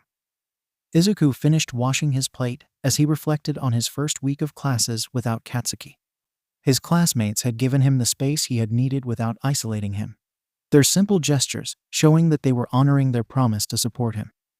Sato made him breakfast every morning. Kirishima asked him to work out with him. Momo made him mugs of delicious tea. Even his teachers had stepped up, their watching gazes more of a comfort than a suffocating presence. Grief and rage began to intermingle with gratitude as he took a moment to appreciate what he had at 𝗧𝗏. The idea of becoming a hero without Katsuki no longer filled him with overwhelming nausea, but he couldn't shake the feeling that something was off. His mind flashed with the faces of the commission officials at Katsuki's funeral, but he shook off the thoughts as he went to get ready for the day. After putting on his uniform and stuffing his tie into his pocket, he made his way back downstairs to greet the rest of his classmates. None of the staff at 𝗧𝗏 had questioned his lack of neckwear, but he kept it in his pocket just in case. He made his way over to his friends when a voice called out from across the room. "Hey Mido, can I get your help with something?"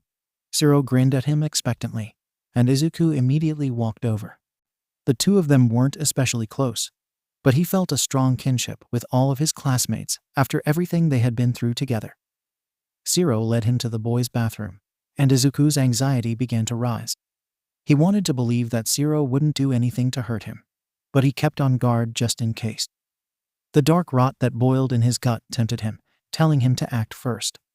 Don't let someone so weak get the upper hand. He shook off the intrusive thoughts and waited patiently for Zero to speak, watching as the taller boy shuffled on his feet. "I know Bakugo used to tie your tie every morning, and a few of us have noticed you're not wearing it anymore." The word stabbed Izuku in the gut, and he could only blink as he waited for his classmate to continue. "It wouldn't be the same, but I wouldn't mind tying it for you if it would help fill the void a bit," Zero offered, his voice quiet and nervous as he eyed Izuku carefully. His mind urged him to scream, to tell them all that they would never come close to replacing the sun that had illuminated Izuku's world. He pushed those urges down as he pulled the tie out of his pocket. "I'd like that, thank you." Scarred fingers wrapped around the soft fabric, desperately trying to follow the video in front of him as he attempted the knot over and over again. He sighed in frustration, ripping the offensive object off of his neck and throwing it on the bed. There was no reason it should be this hard, and he once again cursed his father for not being around to teach him these things. A knock on his door broke him out of his thoughts, and his frustration disappeared as soon as he saw familiar red eyes looking at him expectantly. "We're going to be late if you don't hurry your ass up," Katsuki ordered as he pushed his way into Izuku's room. His eyes immediately glanced between the discarded tie and the failed tutorial still playing a few feet away. The blonde breathed out a sigh and picked the tie up before turning to Izuku with a raised brow. "Why didn't you just ask me for help?" He said the words as though it were the most obvious answer, and something bubbled in Izuku's stomach. He tried to act embarrassed, but he was secretly pleased when Katsuki wrapped the tie around his neck and went to work. It only took a few moments, but the casual proximity made his heart squeeze with happiness. It was a true testament to how much they had grown, and the way that their relationship had healed. After that day, Katsuki appeared every morning to tie his tie for him, half-heartedly explaining the process to Izuku with mock annoyance. It was clear that the blonde enjoyed the routine as much as he did based on his pleased look when the task was finished. Izuku forced himself back to reality to thank Zero for the kind gesture, and he followed his classmate out of the bathroom. Many of their friends regarded his tie with small smiles, relieved that he had accepted the offer. The sun was shining bright on the way to class, and the day went by without incident. Everyone was discussing their weekend plans as they changed into their hero uniforms for the last class of the day, and Izuku allowed himself to feel excited for their hero training. His bright mood was immediately dampened when he saw the stormy look on Aizawa and All Might's faces as they talked to Netsu and a group of people wearing suits. A sinking feeling filled his chest, and he quickly recognized a few faces from Katsuki's funeral. Vlad King was glaring at the gathered commission representatives, but he listened in as Nedzu and Aizawa had a heated discussion. Their teacher sighed as Nedzu talked, and he turned to his students with apologetic eyes as the principal stepped forward to regard them. "Hello, students," the principal greeted, giving them a few beats to reply with their greetings. "Today we are welcoming a few guests from the HPSC, and I am excited to announce that Yua has been chosen for an amazing new opportunity." The teachers twitched as the principal spoke, and the students started shuffling their feet as a cloud of dread fell over them. Nedzu explained that the two first-year hero classes would go against each other for a training exercise, which would be broadcasted live to the citizens of Japan. On the surface it seemed innocent enough, but its insidious intentions were hidden under the surface of the rat's words. It would be a great way for Yua and the commission to show off their shiny toys to the public. It was a way to prove that their child soldiers weren't broken by the traumatizing events that had transpired over the last few months, and that they could still be useful tools for their society. Izuku's head spinned as he listened to the commission representatives introduce themselves. Class 1A was completely silent as they followed Aizawa to the main control room, but some members of Class 1B did not catch on to the somber atmosphere. His scar began to itch as he listened to the other class celebrate this opportunity to prove themselves. The classes listened to their teachers explain the exercise for the day, and Izuku tried to calm the buzzing mixture of anxiety and rage burning underneath his skin. They would be paired up into groups of 3, with one group playing the heroes and the other playing the part of the villains. He ended up with Kirishima and Todoroki, and he silently thanked Aizawa and All Might for their choice. He hadn't seen this level of action since Kamino Ward, and he needed 2 people he trusted by his side if he were to make it through this without losing control again. His luck soon ran out, as it was revealed that the commission got to choose which teams went against each other. Izuku knew it was all for publicity, pairing students together to create entertaining fights instead of learning opportunities. He dug his nails into his hand as his team was paired with Monoma's, and he barely flinched when he began to draw blood. Todoroki and Kirishima looked just as unhappy with the choice, but neither of them voiced their discontent. "Of course one gets to be the heroes, but we'll show them how superior we are even as villains." Monoma's voice echoed across the space, his nasally voice grating at Izuku's eardrums. Nedzu grinned at the blonde, his teeth gleaming in the sunlight as he eyed his student with mock interest. "Perhaps your class should prove themselves useful before making such extravagant claims," the principal commented casually, his icy tone and beady eyes causing most of the students to gulp nervously. Izuku clenched his jaw, his mind briefly recalling the many times he had been called useless throughout his life. If being useful meant becoming a tool for the commission, perhaps he was better off quirkless after all. The 2 groups waited their turns, quietly discussing strategies and ways to use their quirks together and against their opponents. Izuku fell into battle strategy mode, his mind buzzing as he analyzed different scenarios and the layout of the mock city. This part had always felt natural to him, an extension of the numerous journals he had filled over the years. Their group numbers were called, and Kirishima shot him a wide grin as they approached their starting point. "I'm excited to work with you, Mido." The redhead playfully tapped his shoulder, and Izuku couldn't help but smile back at his friend. One for All buzzed under his skin with anticipation, and adrenaline took over once they were given the signal to begin the exercise. Izuku bounced off the buildings until he reached the rooftops, while Kirishima took to the streets. Todoroki slid ahead using his ice, all of them on the lookout for any sign of the villain's attack. Nothing seemed out of place at first, the streets showing no signs of life as they passed the tall skyscrapers surrounding them. Their opponents finally struck once they reached the center of the city. Izuku's feet had just landed on the next rooftop when he was suddenly lurched forward, the concrete beneath him leaning sideways as the structure began to sink into the ground. He quickly jumped back and glided to street level, using the windows as a mock slide as he narrowly escaped falling debris. Other buildings began to sink, the sound of glass and bending metal filling the streets with chaos as debris rained down around them. Todoroki and Kirishima were by his side in a heartbeat, clearly looking to him for their next move. "Todoroki, put up an ice wall so that the debris doesn't hit us," Izuku ordered, his mind racing as he tried to figure out where the other team was hiding. The villain team had a pretty stacked roster, with 𝗬𝗎 and 𝗬𝗓𝗓 rounding out the copycats trio. His mind pulled up their pages in his notebook for Class 1B, cataloging any important information he could use in the exercise. Izuku guessed that the collapsing buildings were due to 𝗬𝗎's softening quirk, which was potentially being copied by 𝗵𝗲 as well. His eyes widened when he recalled that the blonde had recently been able to use 2 quirks at once, for a very limited time. "Todoroki, cover the ground with as much ice as you can," Izuku commanded, his mind racing as he watched his friend coat the streets in a thin sheet of ice. He jumped forward and used one for all to practically skate across the ice, his eyes trained on his surroundings as the sinking buildings came to a halt. When his eyes locked in on a familiar head of blonde hair, he grinned and leapt into the air.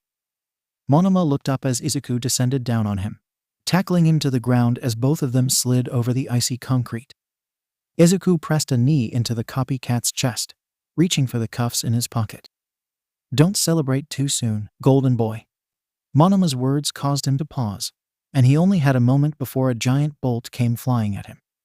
He jumped back as the giant piece of metal destroyed a nearby building, his eyes scanning the surrounding area for Yui. 𝗬𝗎 jumped out of a nearby alleyway and began to use his quirk to soften the icy ground into a puddle of wet concrete and water. Todoroki and Kirishima appeared a moment later as gigantified objects began raining down on them. Izuku's heart raced with anticipation, his mind buzzing now that the true battle had begun. Todoroki began to freeze whatever section of the ground that 𝗬𝗎 softened, while Kirishima used his unbreakable skin to dodge and tank whatever objects Yui threw. 𝗵𝗲 seemed to be using a variety of his classmates' quirks to cause mayhem, and Izuku had to admit he was a bit impressed by the blonde's growth since the beginning of the year. 𝗵𝗲 used Yui's quirk to gigantify a trash can, throwing it so recklessly that it almost hit 𝗬𝗎 as he ascended from the ground. Izuku knew that Class 1B were playing the villains, but the copycat's lack of care for his teammates or opponents made something burn in his chest. The battle raged on for a while longer, with both teams putting on a great show for the viewers at home. Todoroki was able to cuff 𝗬𝗎 after finally catching up to him, and Kirishima seemed to be gaining on Yui's position on top of a nearby building. Izuku saw that 𝗵𝗲 was quickly running out of energy, the rivulets of sweat dripping down his face only growing by the second. A camera drone flew by, hovering above the battle like an interloper as its red light blinked softly. 𝗵𝗲 looked up at the drone, his expression shifting from exhaustion to one that resembled a charismatic ringleader. Izuku's body stiffened at the sudden change of energy, and he watched carefully as his opponent began to speak to the camera. "Fear not, viewers. These Class 1A tryhards could never get the best of me."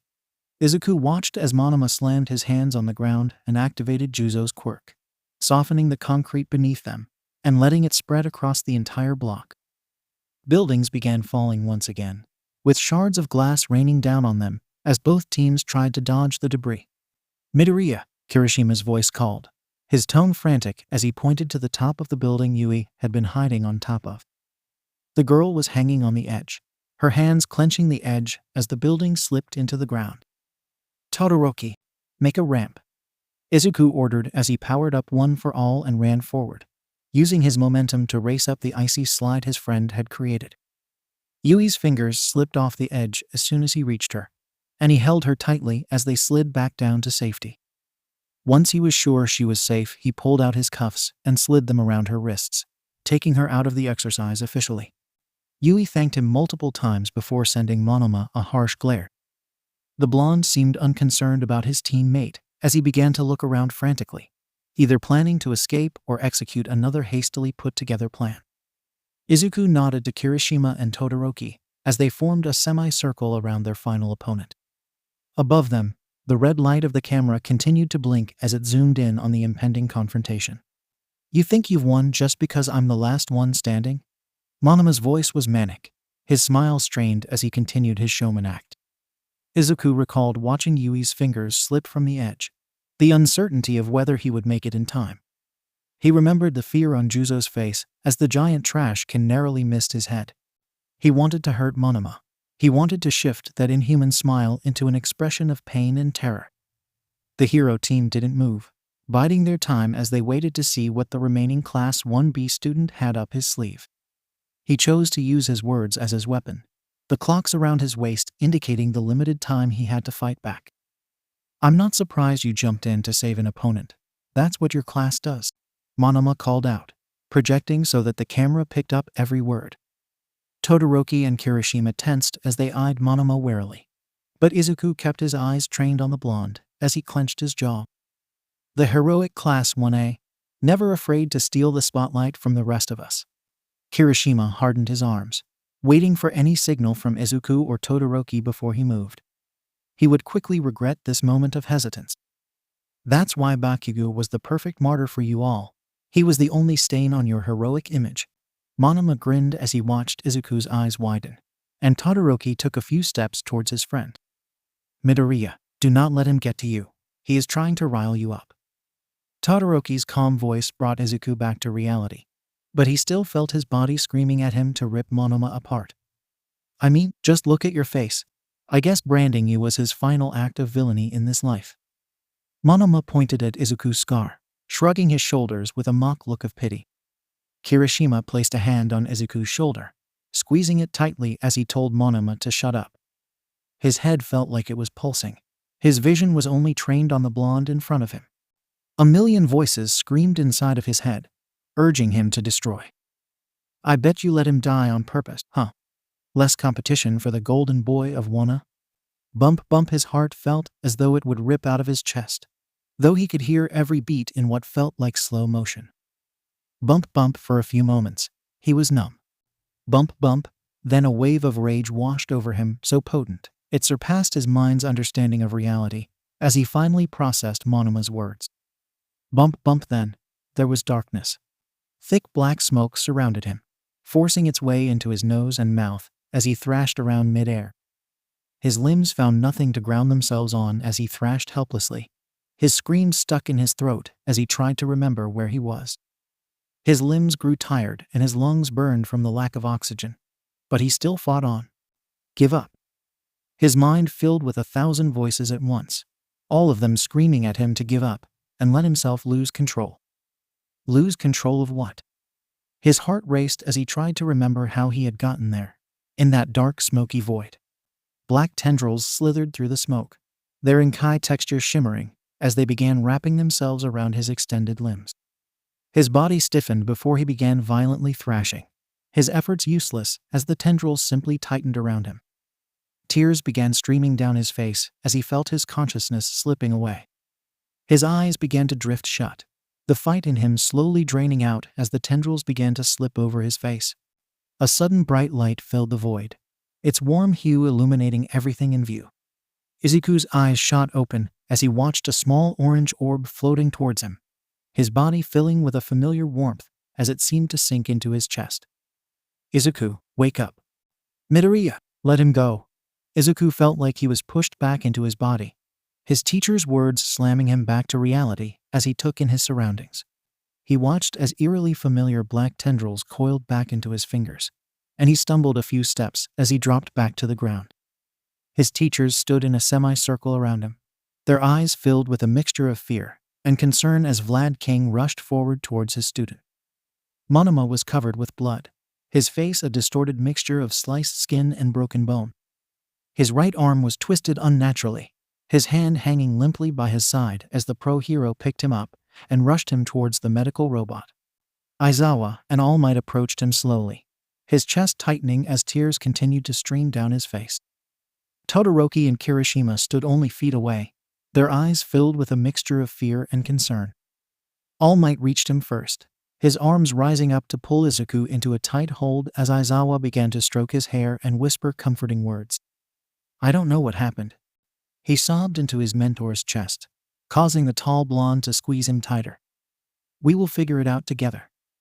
All Might replied, and Aizawa quietly hummed in agreement. A blinking red light hovered a few inches to their right, and Aizawa angrily waved the camera drone away. Once Izuku had calmed down a bit, he was told to return to the dorms until the two teachers came to get him, both promising to be by his side during the impending conversation with Nezu. As he stood under the shower head in the locker room, he thought of the orange light from before, and the warm feeling that had filled his chest. His hand drifted up to the scar on his cheek, slowly covering the handprint with his own. A few hours had passed since Izuku was sent back to the dorms, with various members of his class visiting his room to show their support. Uraraka threatened to send Monoma to the moon next time she saw him, her angry expression lightening his mood for a few moments. Todoroki and Kirishima apologized for not stepping in sooner, but Izuku couldn't blame them for what happened. No one could have predicted that he would black out again, though he couldn't say he regretted his actions. A small part of him wished he could have ended the blonde once and for all, but he tried to bury it under the thick layer of anxiety plaguing him as he waited for his teachers. Izuku was sitting on the floor playing with Koda's bunny when All Might appeared in his doorway. "They are ready for you, my boy." The spindly man gave him a sad smile as he gestured for his student to follow him. Izuku nodded and thanked Koda for checking on him, his fingers stroking the rabbit's fur one last time as he stood to leave. "Good luck." Koda's quiet voice called from behind him, and Izuku gave him an appreciative smile in return. All Might kept quiet as they walked down the hallway, his hands clenched at his sides the entire time. The man pressed the button for the elevator, his eyebrows furrowed in thought as he turned towards his student. He lifted his arms slowly, and it took Izuku a few moments to realize that he was being offered a hug. His body moved before he could process the gesture, burrowing his face in the bony chest of the man that had given him a chance to achieve his dreams. "I need you to know that I support you, no matter what happens." All Might spoke into his hair, squeezing the small frame of his successor as the boy clutched his shirt. The elevator doors opened, breaking the spell and signaling that it was time to continue their trek to the main building. Aizawa was waiting for them in the common room, his tired eyes filled with darker shadows than usual. For a brief moment Izuku was terrified that the man was going to expel him on the spot, but his teacher quickly raised a hand to ruffle his curls. "Let's go, problem child." The man's gruff voice was filled with such fondness that it made Izuku's anxiety stall for a moment. He had little hope that he would be able to get out of this situation without any disciplinary action, but he was comforted by the fact that his teachers seemed to still support him. His mind pictured the muddled faces of the commission representatives, the blinking red light of the cameras, and the thousands of eyes that must have been watching as he attempted to kill a fellow student. "They'll never let you be a hero now." A voice taunted in his mind, but he pushed it away as All Might wrapped an arm around his shoulders as they walked. The meeting was being held in one of UA's main conference rooms, its circular table resembling something one might find in a comic book or world government building. Almost all of the UA staff were there, as well as multiple commission members that seemed to be eyeing Izuku hungrily. Nedzu sat at the head of the table, his hands clasped together as he greeted the trio with a polite smile. "Thank you for joining us. Please take a seat." The principal's voice grated at Izuku's nerves, but he followed his directions obediently and sat in one of the empty chairs. Aizawa and All Might sat on either side of him, their combined auras creating a protective atmosphere around their student. A woman took a seat at Nedzu's side, and Izuku quickly recognized her as the president of the HPSC. President Mike shot him an encouraging thumbs up, while the rest of the staff seemed to eye him cautiously. Nedzu gestured for everyone to quiet down, simply raising his hand as the room quickly fell silent. "Thank you for joining us, Midoriya." The principal began, and Izuku briefly allowed himself to imagine what it would be like to gauge the mammal's beady little eyes out. "We've gathered here today to discuss your future, both at UA and as a hero in training." The words felt like a gut punch, but he steeled his expression as he waited for his expulsion. He wished his mother was here, and he wondered if she had seen his recent blackout on TV. "You are clearly unstable, but you've shown us that your potential is something we cannot toss away carelessly." Nedzu grinned, his teeth shining in the low light. Chills ran across Izuku's body as rage bubbled in his gut, the principal's words a stark reminder that most of the people in this room had viewed Katsuki as a lost pawn. All Might squeezed his wrist underneath the table while Aizawa cleared his throat. "I asked you to hold off on any intense training exercises until I cleared my kids." The man growled, his eyes drilling into the principal as the rest of the UA staff members shuffled in their seats. "When they are pro-heroes, they won't be afforded such luxuries. Why spoil them now?" One of the commission representatives spoke up. his mousy voice tinged with condescension as he regarded the teacher. "They are not pro-heroes, they are children," All Might replied through gritted teeth, the hand on Izuku's wrist a steady reminder that he was not without allies in this room. "We cannot continue this reckless behavior, or we are going to lose more kids before they can even graduate." Aizawa continued, his jaw clenching as he glared at the HPSC officials in the room. "Aizawa, surely you are over the little incident from your time at UA. Please don't embarrass yourself in front of our guests." Nedzu replied back with a sickly sweet tone, one that made Izuku want to crawl across the table and remove his tongue from his mouth. The monster poked and prodded in his mind, its thick black tendrils threatening to release themselves as he tried to calm himself down. Present Mike stood up abruptly, his chair falling backwards with a loud bang as he glared at the rat in front of them. Aizawa put a hand up, shaking his head so that the blonde wouldn't do anything rash. The voice hero slowly picked his chair up and sat down, shrugging off Midnight's concerned looks as the room fell into uncomfortable silence. "I will not let you expel him." Aizawa finally spoke, his tone daring as he put a hand on Izuku's shoulder. He couldn't look away from his teacher, the same man that had threatened to expel him at the beginning of the year, who was now his greatest champion. "Ha!" Nedzu let out a sudden laugh, the theatrical tone showing his amusement at his subordinate's statement.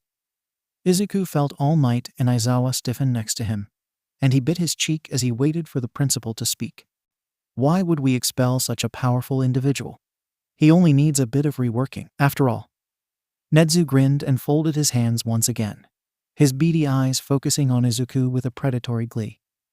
"What do you mean by reworking?" All Might growled, his normally calm demeanor melting away as he sat forward in his chair. Izuku's mind felt like it was filled with fog, not fully processing the words being flung across the room. "The commission has offered to take Midoriya into their special training program." Nedzu gestured to the officials seated around him, their polite smiles not quite reaching their empty eyes. "This would give him the attention he needs before he takes his rightful role as a top pro hero." The principal continued. All Might and Aizawa leapt out of their chairs as the rest of the UA faculty began protesting against the announcement. "He's a kid that went through a traumatic experience, not a pawn for you to manipulate," Present Mike argued, his voice imbued with his quirk as it echoed through the room. Nedzu raised his hands, the room immediately falling to silence as he glanced around with an off-putting smile. "You all are here out of courtesy, do not forget that." His words sunk in as Izuku fell into a numb state, unable to fully process what was going on. The president of the commission stood, her eyes focusing on Izuku, as though he were a puzzle piece she was trying to place on the board. "Midoriya, do you know that your outburst today has already gone viral across the country? Do you want to know what everyone is saying?" she asked, continuing before the boy could reply. The woman picked up her phone and began reading off various comments. "That kid with the copy quirk needs to learn his place. This the same kid from Kamino. They should just give him his license already. The green-haired kid should have killed him, TBH. Someone with a quirk like that shouldn't even be in a hero course. Should have killed him. Killed him. Kill. Kill. Kill. Kill." Izuku shot out of his seat and slammed his hands on the table, his ragged breaths making his head spin as he tried to control his mind.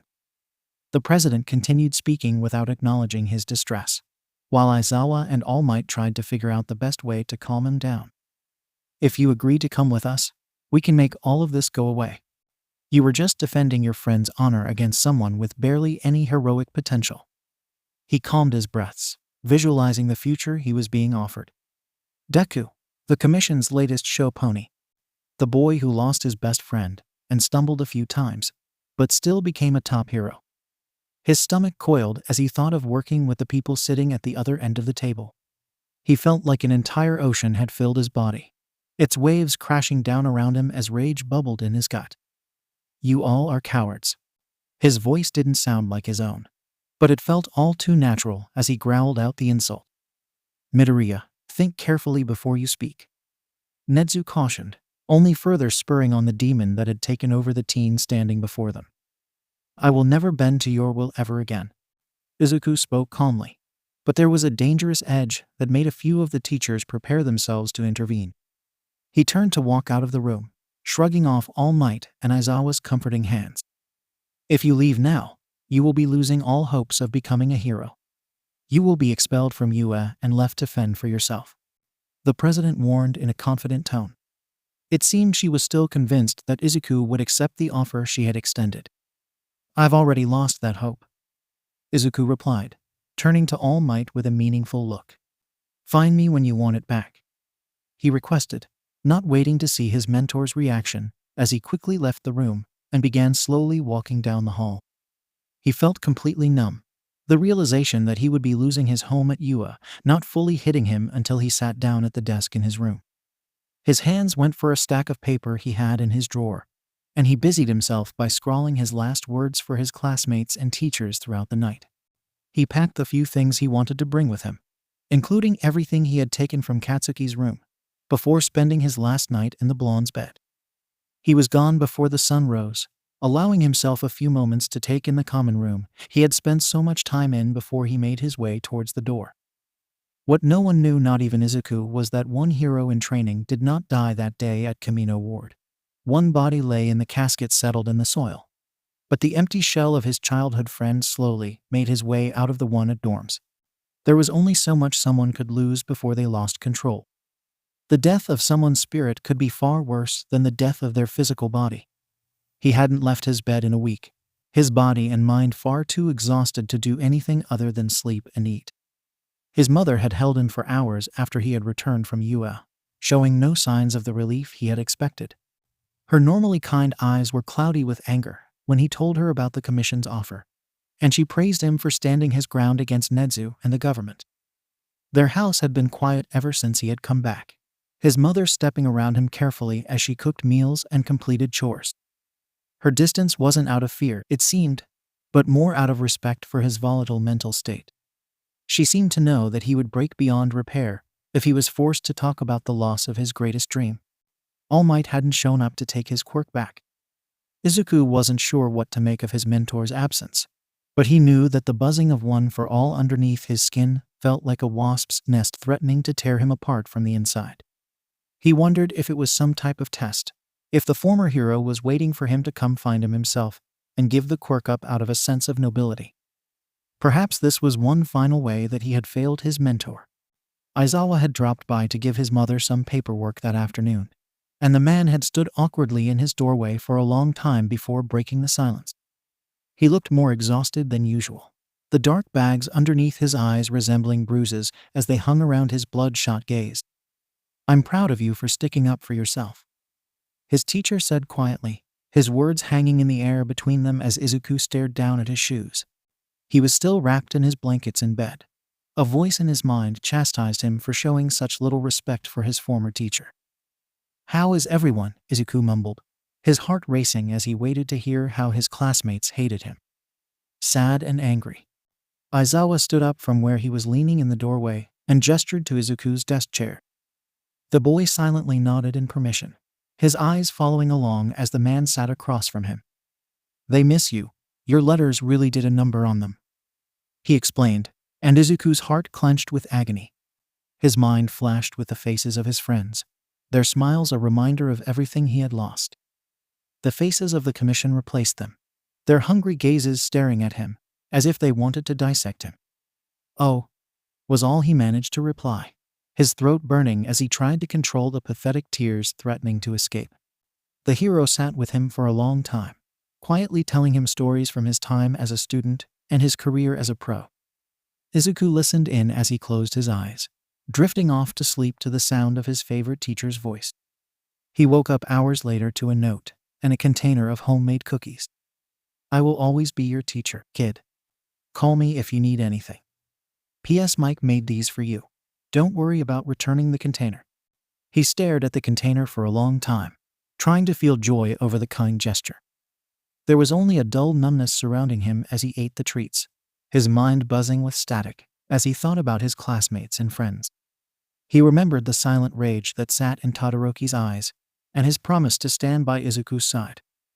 Izuku had originally planned on taking down the corruption on the inside and destroying the League of Villains without worrying about the laws of heroics.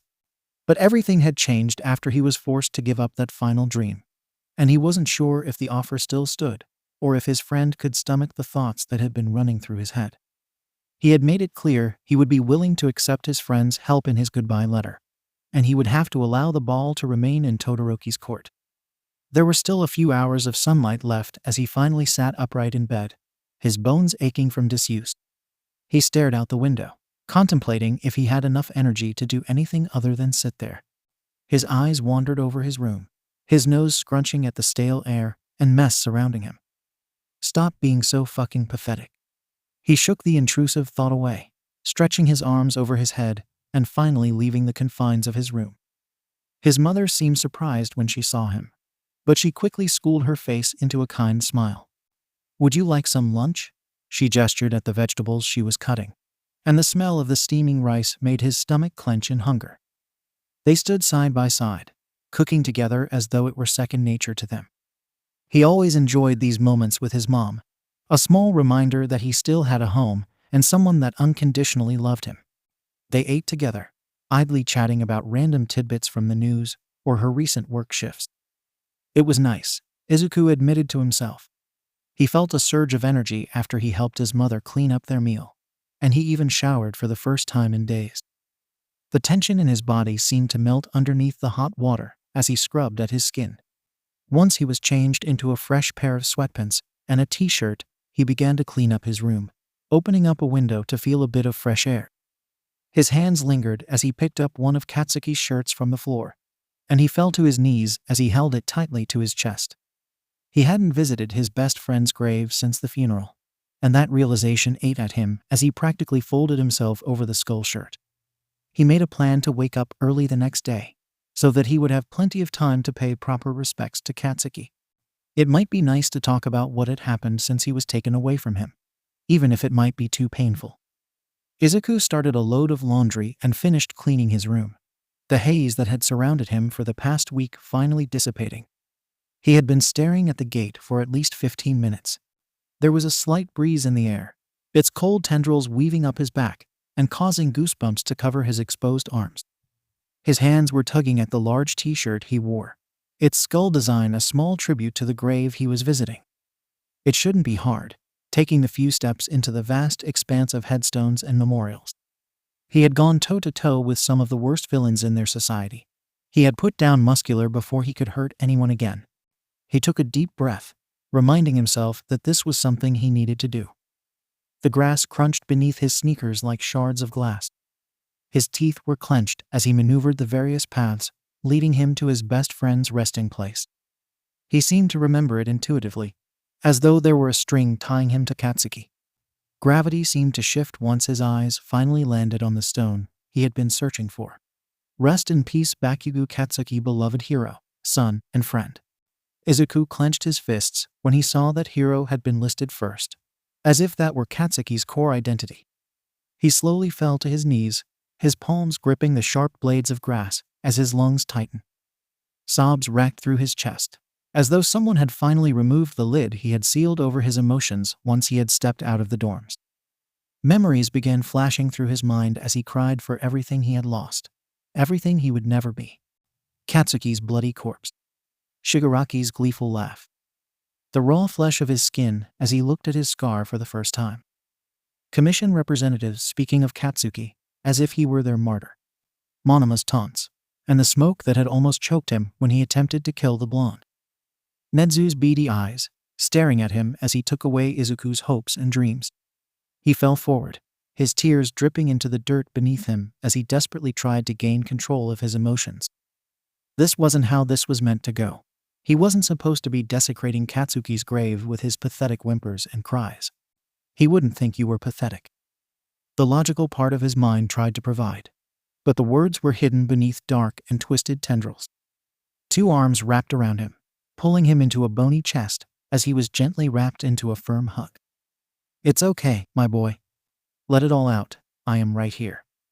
The words seemed distorted, but he clenched the shirt of his savior and allowed himself to let go. This time it felt like a release instead of a death sentence. He cried until his throat was dry and his stomach hurt, and he finally looked up to find the kind eyes of his mentor looking down at him. All Might carted his hand through Izuku's curls and used his white t-shirt to clean the boy's face up. One arm still wrapped around him in a half-hug. Izuku stared up at him with wide eyes, not quite understanding how the man had found him. "Hello." All Might's gentle smile relieved him of some anxiety, but he was still a bit wary. He knew that the man wouldn't take one for all back in front of Katsuki's grave. But there was still a voice in his head telling him he couldn't trust him. "What are you doing here?" Izuku questioned, his mind still fuzzy from the panic attack he was still coming down from. All Might stared at the grave for a long moment, his eyes tinged with a pain and sadness that seemed all too familiar. "I've been visiting young Bakugo every day on my walks." The man's voice was airy as his eyes lingered on the grave. The pair sat in silence, never releasing their grasps from the other, as the breeze whistled through the gravestones surrounding them. All Might carted his fingers through Izuku's curls in a soothing gesture. His panic from before had seeped out of his body and left exhaustion in his wake, and he fought hard to keep his eyes open as he leaned against his mentor. "I want you to keep one for all." Everything froze, the world tilting on its axis, as Izuku abruptly sat up from his place on the grass. A new wave of inexplicable panic overtook him, causing every nerve in his body to go on high alert. "What?" His voice was choked and broken, his mind whirring as he tried to understand the man's logic. "It's your quirk now, my boy. I shouldn't have put so much pressure on you to follow my footsteps." All Might smiled sadly as he took a shuddered breath. "You are your own person, and it took me far too long to see that." A heavy pressure began building in his chest, slowly choking his body of all oxygen. "I'll always be here for you, even if you do not wish to pursue heroics." All Might finished, his gaze earnest and unwavering. "How could you still care about me, after everything that has happened? After everything I have done," Izuku sobbed, his hands trembling as he practically yelled at the kind man kneeling in front of him. "Izuku, wait," All Might began, but he cut in before he could finish his thoughts. "I killed a villain. I let Kaken die. I almost killed another student," he screeched, the panic in his body reaching critical levels once again. "I am broken. I never deserved one for all." He fell to his hands, his vision blurring as he began to unravel. "He never thought you could do it. He believes in you. He thinks you're pathetic. Control yourself. He is looking down on you." The black expanse was familiar to him now, although he still lacked the ability to move his body in this domain. A bright golden light shimmered in the distance, although he couldn't quite make out what he was seeing. His vision danced with orbs of gold and orange as the light came closer and closer to where he was kneeling in the mist. As it came into focus, his throat attempted to let out a sob in distress, but there was no oxygen to fuel his exclamation of grief. There was a golden figure sitting on what appeared to be a throne, its wispy arms wrapped around a being made of glowing orange energy. Familiar bangs framed the figure's face, and a head of spiky hair began to materialize out of the figure in its arms. Izuku shakily raised his arm to reach out, fighting against the gravity of this wretched plane. The golden figure reached out, brushing its fingertips against his for a brief moment. Although it was not visible, Izuku could tell that it was looking down at him with a kind smile. There was a moment of darkness before his vision came back, his limbs tingling with a numbness that filled his gut with an eerie apprehension. It took him a few moments to remember where he was, the grass digging into his hands, grounding him back into reality. Something was dripping off of his face into the dirt, but it was not the tears that had plagued him that day. The scent of iron surrounded him, the red drops mixing with the dirt beneath him confirming his worst suspicions. He pointedly avoided looking at the spot his mentor had been sitting moments before, instead turning his gaze to Katsuki's headstone. The gray stone was drenched with dark red, resembling the leftovers of a human sacrifice back in ancient times. Rivulets of blood dripped down the front of the stone, finding home in the etched letters of his best friend's name. There was only one word left untouched, its letters standing in stark defiance of the violence carried out in front of it. Izuku stared at those 4 letters that had hung over him his entire life. Hero, his fingers were tingling. This, and the stickiness of the drying blood on his face, were the only 2 sensations he could identify through the haze of his mind. The body in front of him was barely recognizable as a human, its torn and mangled state acting as horrific clues into what he had done while he was blacked out. He had ended the first person that had believed he could still be a hero. A man who had supported him, even after everything that had happened since Katsuki's death. Izuku couldn't even bring himself to cry over it, his eyes dry and unblinking as he stared across the graves surrounding him. The drying blood on his hands was a reminder that he did not deserve to cry over what he had done. One for all burned underneath his skin, the quirk expanding and growing within him like a cancer. Its tendrils mixed and churned with the darkness that had plagued him since his youth, molding itself into a beast that threatened to overtake him. He knew someone would eventually find him, that he would be taken and put away for the rest of his life. The thought was comforting, knowing that he would no longer have the freedom to cause harm to anyone else. Another part of him, the churning darkness rotting in his gut, urged him to fight to revel in his kill. He had done something that hundreds of villains had attempted, and he had been the only one to succeed. Only because he trusted you. He tried to imagine the betrayal that must have flashed through All Might's eyes before he killed him. His body sunk into the ground, his fingers gripping the blood-stained grass as he stared at the gravestone that seemed to be taunting him. Katsuki would hate him. Hate this disgusting thing he had become. Get up. A voice commanded in his mind. He ignored it. Get up, now, it ordered, repeating the words over and over again until no other thoughts filled his mind. Izuku sat up, finally giving in to the voice's demands as his knees wobbled underneath him. He sat there for a moment, but his arms were suddenly tugged up as though he were a puppet. All of the air was knocked out of him as he was launched to his feet, his mind racing for an explanation as he tried to catch his breath. Run. A force hit him in the middle of his back, pushing him forward a few steps as he stumbled to right his footing. His legs began carrying him forward, the wind hitting his face as he sprinted across the graveyard. When he began to approach the front gate, his feet began rising off the ground, his body floating up into the air as he continued to run. He hopped over rooftops, his quirk finally allowing him to have some semblance of control as he fled the scene of his crime. His apartment building came into view, and he stumbled through the window of his room and collapsed to the ground in exhaustion. Izuku? His mother called, and panic flooded him as he imagined her reaction to his current state. She had made it to his doorway before he could react, horror flashing over her features as she looked over her blood-soaked son. She approached him slowly, hands shaking and eyes widened, as though he were a dangerous animal that had broken into their home. His body was trembling as she brushed his bangs off his face, her expression settling into hesitant acceptance as she looked him over. Her eyes shone with recognition, as though she were finally understanding something she had always known. Her hand clasped his as she silently led him to the bathroom, helping him out of his clothes and ushering him into the shower in his boxers. She motioned for him to sit, turning on the water and checking the temperature before getting to work. Izuku closed his eyes as his mother washed his hair, her motions filled with such tenderness that it made him want to disappear. He didn't deserve this love and attention. He had fully expected her to look at him with horror and disgust. His mother took her time scraping the dried blood off of his hands and face as she quietly hummed underneath her breath. He vaguely recognized the melody as something his father used to sing to him when he was still in their lives. She eventually helped him stand up and dried him off, wrapping the towel around his hair as though he were still a child. He supposed he was, in a way, still a child. But his 15 years on Earth had aged him, making adolescence feel as though it was a distant memory. Izuku dressed slowly, his motions robotic as he tugged one of Katsuki's shirts over his head. The fabric itched against his skin, reminding him that he had done something unforgivable. In a moment of selfishness, he allowed himself to forget about the events of the day, choosing to patter out into the kitchen to find his mother waiting with a cup of tea and a small smile. He took the cup from her hands, the warm ceramic of the mug easing the chill in his hands. The warmth did nothing to ease the coils of numbness filling his chest. His mother walked over to him, carting her hands through his hair as she looked down at him with sad eyes. "You're more like your father than I realized, but I will always love you no matter what."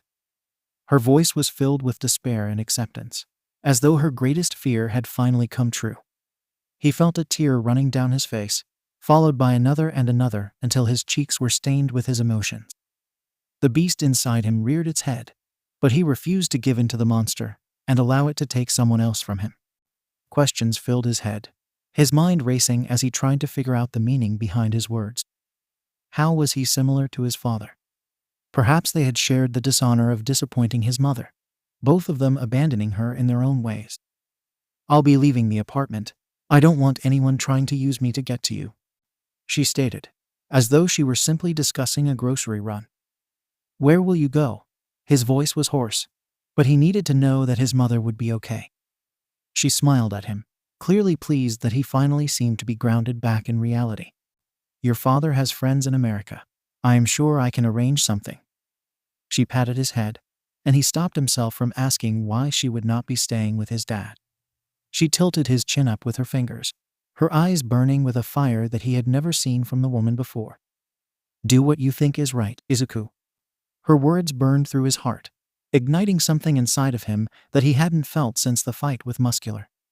He stared up at her for a moment before nodding, leaning into her touch as she wrapped him in a tight hug. An odd sensation curdled underneath his skin, and he had to wonder if he had ever really known his mother at all. The streets were lined with thousands of people, their sobs and wails ringing throughout the city as a bright casket was carried past them. It rested on the backs of their young heroes, the students that had conquered so much in their first year at UA. Every student's face was shrouded with shadows.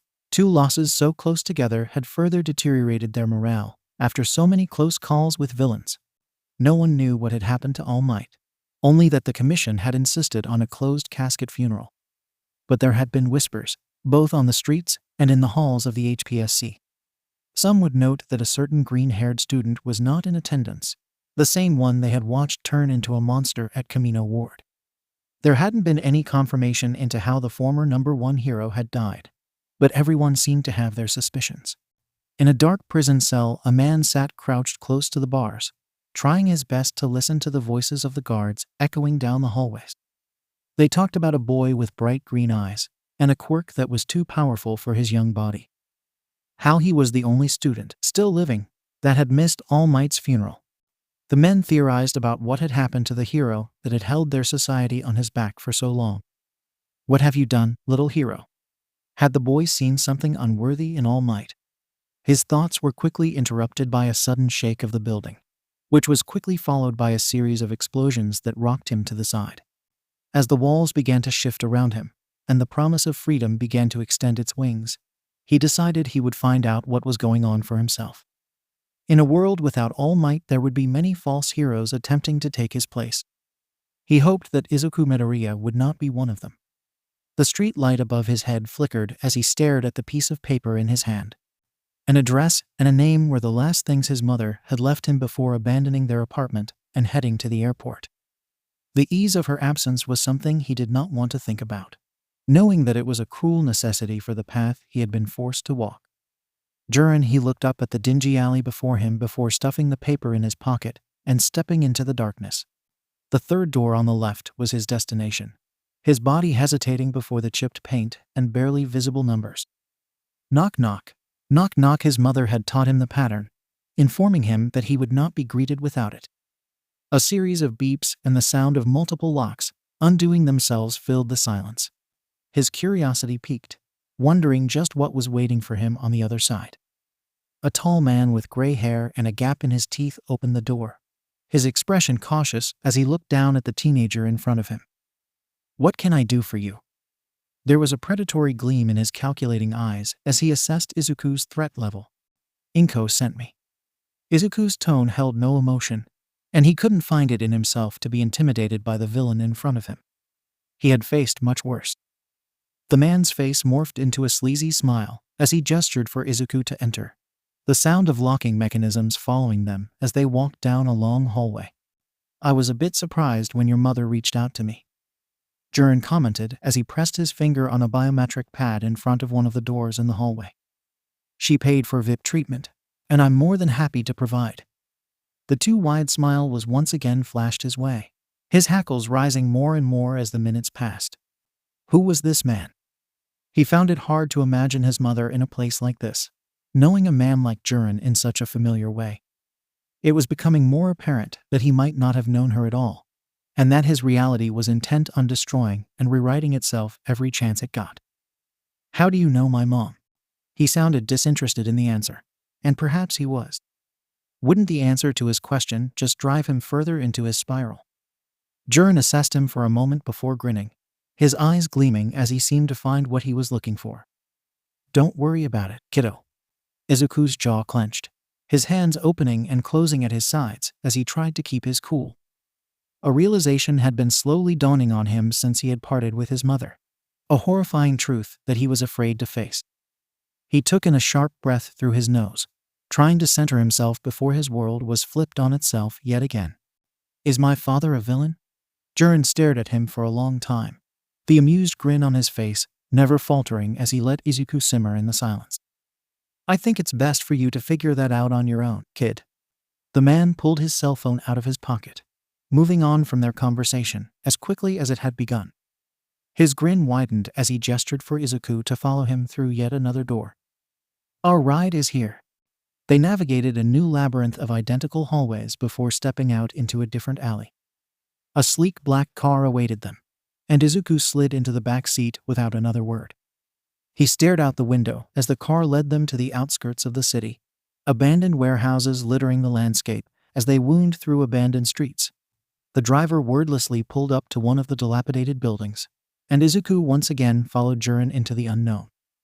The man entered the warehouse as though he was intimately familiar with it, and for a moment Izuku wondered if he were about to be betrayed. It was strange how unconcerned he was by the idea, as though he inherently knew he could take out whatever threat awaited him in the abandoned building. 𝗔𝗫𝗓 stayed silent as they walked across the dusty concrete floor, finally stopping in front of a section of the wall that seemed less destroyed than the rest. "Put your hand right here." The man pointed at one of the tiles, and Izuku immediately complied. After a few seconds the wall began to buzz, and a section began to push backwards and to the side. 𝗔𝗫𝗓 grinned at him when Izuku turned to him in surprise, once again gesturing for him to follow along as he began walking down the staircase that had appeared. "This is one of the hideouts I keep for my clients. It has everything you could need."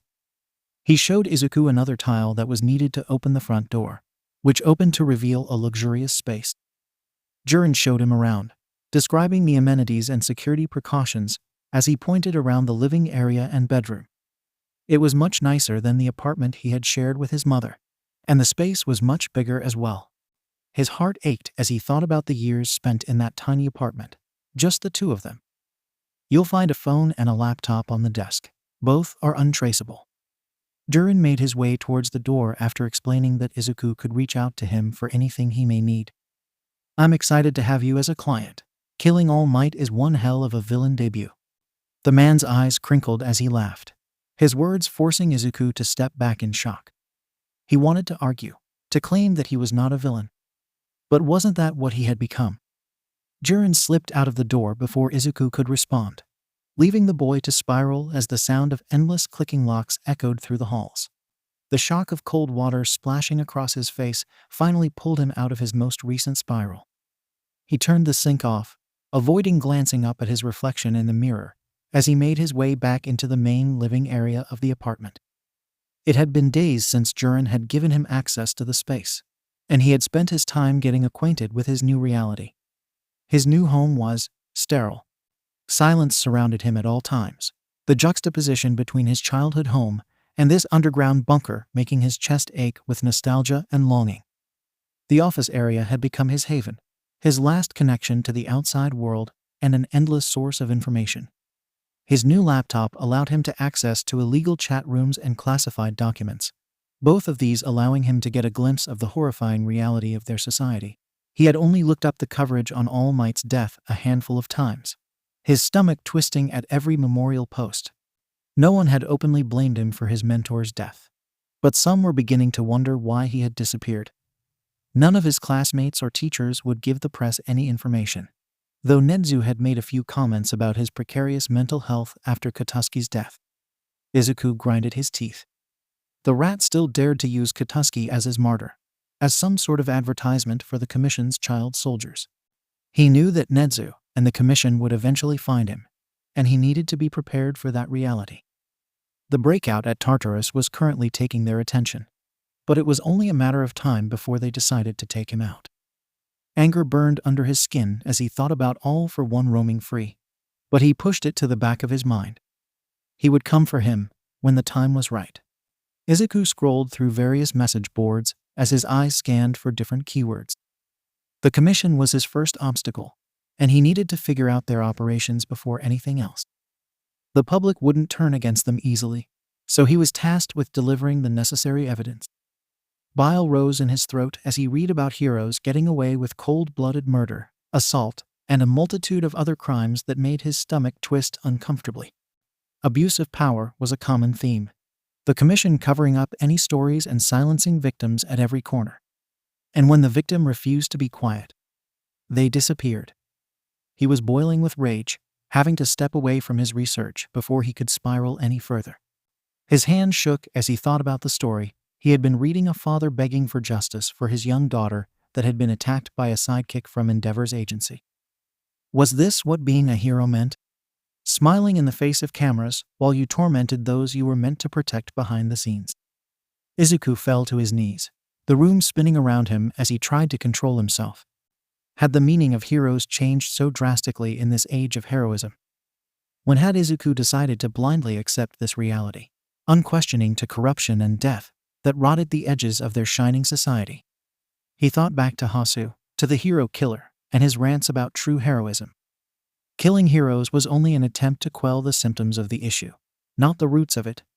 The commission would always produce new soldiers, new beacons for them to throw in front of civilians as they operated in the shadows. Izuku found himself standing at a moral crossroad, a choice that he never wanted to make hanging over him. Deep down, he knew what path he would choose. 𝗵𝗲 stepped over burning rubble, and the corpses of the guards and heroes meant to contain the freed prisoners. He couldn't help but giggle to himself as he drank in the destruction surrounding him. So many things were coming together, just as Sensei had said. All Might was dead, killed by his own successor in a gruesome slaughter. Part of him was enraged that he wasn't the one to kill the oaf. But overall he was delighted by the latest developments. Hero society was crumbling in on itself, and it seemed that the heroes and the commission were still naive to the danger that they faced. He climbed over a large piece of rubble, finally spotting his mentor sitting calmly in the landscape of chaos and flame. Sensei smiled up at him, his white teeth shining as he sensed his student's approaching footsteps. Well done, 𝗵𝗲. The man praised as the young man pulled out his phone to send Kurogiri their location. Thank you, Sensei. He couldn't help grin at the praise from the man, basking in the success of their plan as the two of them waited for their transport. A purple portal opened in front of them, depositing them into their latest hideout. Sensei stepped towards one of the tables they had set up, reaching into his pocket and pulling out a few newspaper clippings. The man carefully laid them out on the table, a small smile on his face as he gestured for 𝗵𝗲 to join him. Each clipping held a familiar face, broken green eyes, and a nest of curls greeting him as he looked down at his sensei's collection. The rest of the league stared down at the pictures in confusion, but none dared question the man in front of them. We must celebrate, my children. A certain chess piece is finally showing its true potential. The thin material of his hoodie scratched against his skin as he flexed his fingers in his pockets.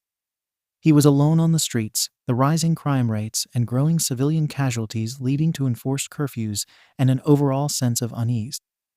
Tartarus escaped prisoners had been terrorizing the country for the last few days, their rampages and victories over underprepared heroes making the nightly news. Izuku knew that it was only a matter of time before they sent in students. His former classmates' faces trickling through his mind as he buried his chin further into his hood. He couldn't allow himself to worry about what else he would lose. He could only think about putting one step in front of the other as he made his way towards his destination. The idea of it made his stomach clench, his footsteps silent as he walked along the dimly lit sidewalk. He was towing a dangerous line, though he knew that his feet had been planted on the other side for longer than he would care to admit. But those incidents had been out of his control, unlike now. His deep dives into the rabbit hole of corruption and suffering had led him to a concerning conclusion. Their society was rotted to the core, corruption and greed ruling over everything at the expense of innocent civilians and good-hearted heroes. He had been monitoring various commission members, focusing especially on those that were involved in Katsuki's funeral and his own expulsion. The thinly veiled implication that the Commission was taking child soldiers to brainwash had struck a particular chord with him, and their blatant attempt to forge his best friend into their martyr had only sealed their fates. As he turned a corner and recognized a familiar balding head and oversized suit, he felt his heart harden in his chest. He would get his answers, one way or another. His eyes darted around the alleyways surrounding him as he continued his walk home. Once. Twice. An inescapable feeling of dread and paranoia had overtaken him as soon as he had stepped out of the train station, the empty streets doing nothing to resolve his distressed state. His hand rose up to loosen his tie as he turned to look at the street behind him, his breaths stuttering as panic continued to overtake him. The feeling of being watched followed him as he continued down the familiar path, the long hours spent at the office finally catching up to him as he tried to suppress a yawn. He must have been tired, that's it. His paranoia surely was a result of recent late nights at the office, altering civilian casualty reports and falsifying data for the Commission. While the Tartarus outbreak had been a headache, it did provide perfect cover for some of the more unsavory heroes under their care. The street light above his head flickered, his eyes darting up as he was suddenly plunged into total darkness. His heart began pounding in his chest as he began running towards his apartment building, uncaring of who saw him in this pathetic state of fear and anxiety. In that moment, he was nothing more than a mouse running from a dangerous predator. A hooded figure slowly stepped out of an alleyway a few blocks back, eyes sparkling in the darkness as he went to finish his hunt. Adrenaline pumped through Izuku's veins as he finally caught up to the man, his instincts taking control as he grabbed his target and pulled him into a nearby alleyway. He slammed him against the wall, his body shaking with rage as he came face to face with those familiar beady eyes. Izuku felt no empathy for the man as he began to sob, his legs trembling as he dangled inches off the ground. What do you want? Money. The man's breathing was ragged as he stared down at his attacker with wide eyes. I can give you anything. Please, he sobbed, begging as though Izuku would show him any pity. Izuku pulled back one of his hands and used it to pull down his hood, revealing his scared face and green curls in the dim-lit alley. The man's eyes immediately widened in recognition and terror. You. A sense of glee overtook him as he realized how terrified the man was of him. His greatest wish was to haunt the dreams of people like him, to be the boogeyman that they feared most. This man had more blood on his hands than most villains, though he was far worse than any criminal. The Commission allowed the public to believe that they had their best interests at heart, that their good deeds outweighed the atrocities they allowed to happen. Please spare me. I can give you a clean slate. We can put everything behind us. You can still be a hero. The empty words only fueled his rage as he stared up at the man with blank eyes. He found some pleasure in the fact that his silence only seemed to cause his prey to squirm even more. A clean slate? Izuku forced a bit of hope in his voice, internally smirking when the man desperately nodded. I killed 𝗲𝗵𝗲. Surely you can't erase something like that? To anyone else, he would have sounded mournful, as though he were looking to escape the situation he had found himself in. Oh, of course we can, the expected response. No one has directly accused you, and the old fool wouldn't have lasted much longer anyways. The world seemed to freeze around him in that moment, his body stilling as he felt a cold rage overtake him. He imagined 𝗲𝗵𝗲's kind smile, his proud eyes as he watched Izuku overcome a challenge, the softness of his hugs, and the hope he had always provided for their world. He thought of his mentor's blood, coating his skin in a sickening sheet of red. A sudden clarity passed over his mind, a single truth that had always been lingering deep down in his soul revealing itself. Something in his face must have alerted his prey that insulting 𝗲𝗵𝗲 had been the wrong move, his stuttering apologies falling on deaf ears as Izuku put a hand over his mouth. You're a piece of shit, he growled, pressing his hand into the man's face even harder. There was a small crackling sound as his grip tightened, his jawbone breaking as Izuku activated his quirk. Lightning erupted over his skin with an enthusiasm that should have horrified him. His power's eagerness to assist him in what he had chosen to do only solidified that he was doing something right, in his mind. He stared into the rat's eyes, sweat dripping down from his balding head as tears began to pour down his eyes. They were not tears of regret, of course, but those of terror and uncertainty. How many horrors have you cleared from heroes' ledgers? How many innocent people have gone without justice because of you? His voice sounded far away, his mind trying to separate him from what his body was doing. Izuku closed his eyes and took a deep breath, planting himself back into reality as he pushed away the tendrils of darkness lingering in his peripheral vision. If he was going to do this, he wanted to do it with a clear mind. There would be no blacking out this time. This act of violence would be completely his own. It was an inevitable choice that had been chasing him after Kamino Ward, or perhaps it had always nipped at his heels, a lingering presence from the moment he was brought into the world. He had made his decision, and he would follow through with it. Once again, his body moved on its own. A resounding crack echoed through the alleyway as Izuku snapped his neck. The body slumped down onto the pavement, the pathetic corpse of the man he had targeted falling into a heap at his feet. Izuku took a deep breath as he tried to calm his heartbeat, the adrenaline from his kill pumping through him. Something else pulsed under his skin, a satisfied hum that filled his senses as he sensed another presence appear behind him. Looking at you now, I would have never guessed that you were a hero. Izuku chuckled softly underneath his breath, his head tilting to the side as he stared down at the broken body before him. Hello, Stain? He probably should have been afraid, or at least a bit intimidated. The hero killer was staring at him with a manic expression from the end of the alley, a shredded straitjacket hanging off of his body and dried blood on his face. Izuku found the man a bit pathetic. The past few months had been enough to sharpen him, to do away with any of the childish naivety that plagued him when he had first faced the man back in Hosu. He had lost too much since then. He had experienced the true cost of living in this society. Stain had turned his blade against the heroes when it was really the Commission pulling the strings and sweeping away the crimes of their puppets. He had only been treating a symptom of what was truly wrong with the system, not the actual problem. He scoffed as the serial killer gave him a disappointed look. I thought you were a true hero, but it is clear that I was misguided. The man reached for his sword, his movements slow as he began to pace forward. I was never meant to be a hero.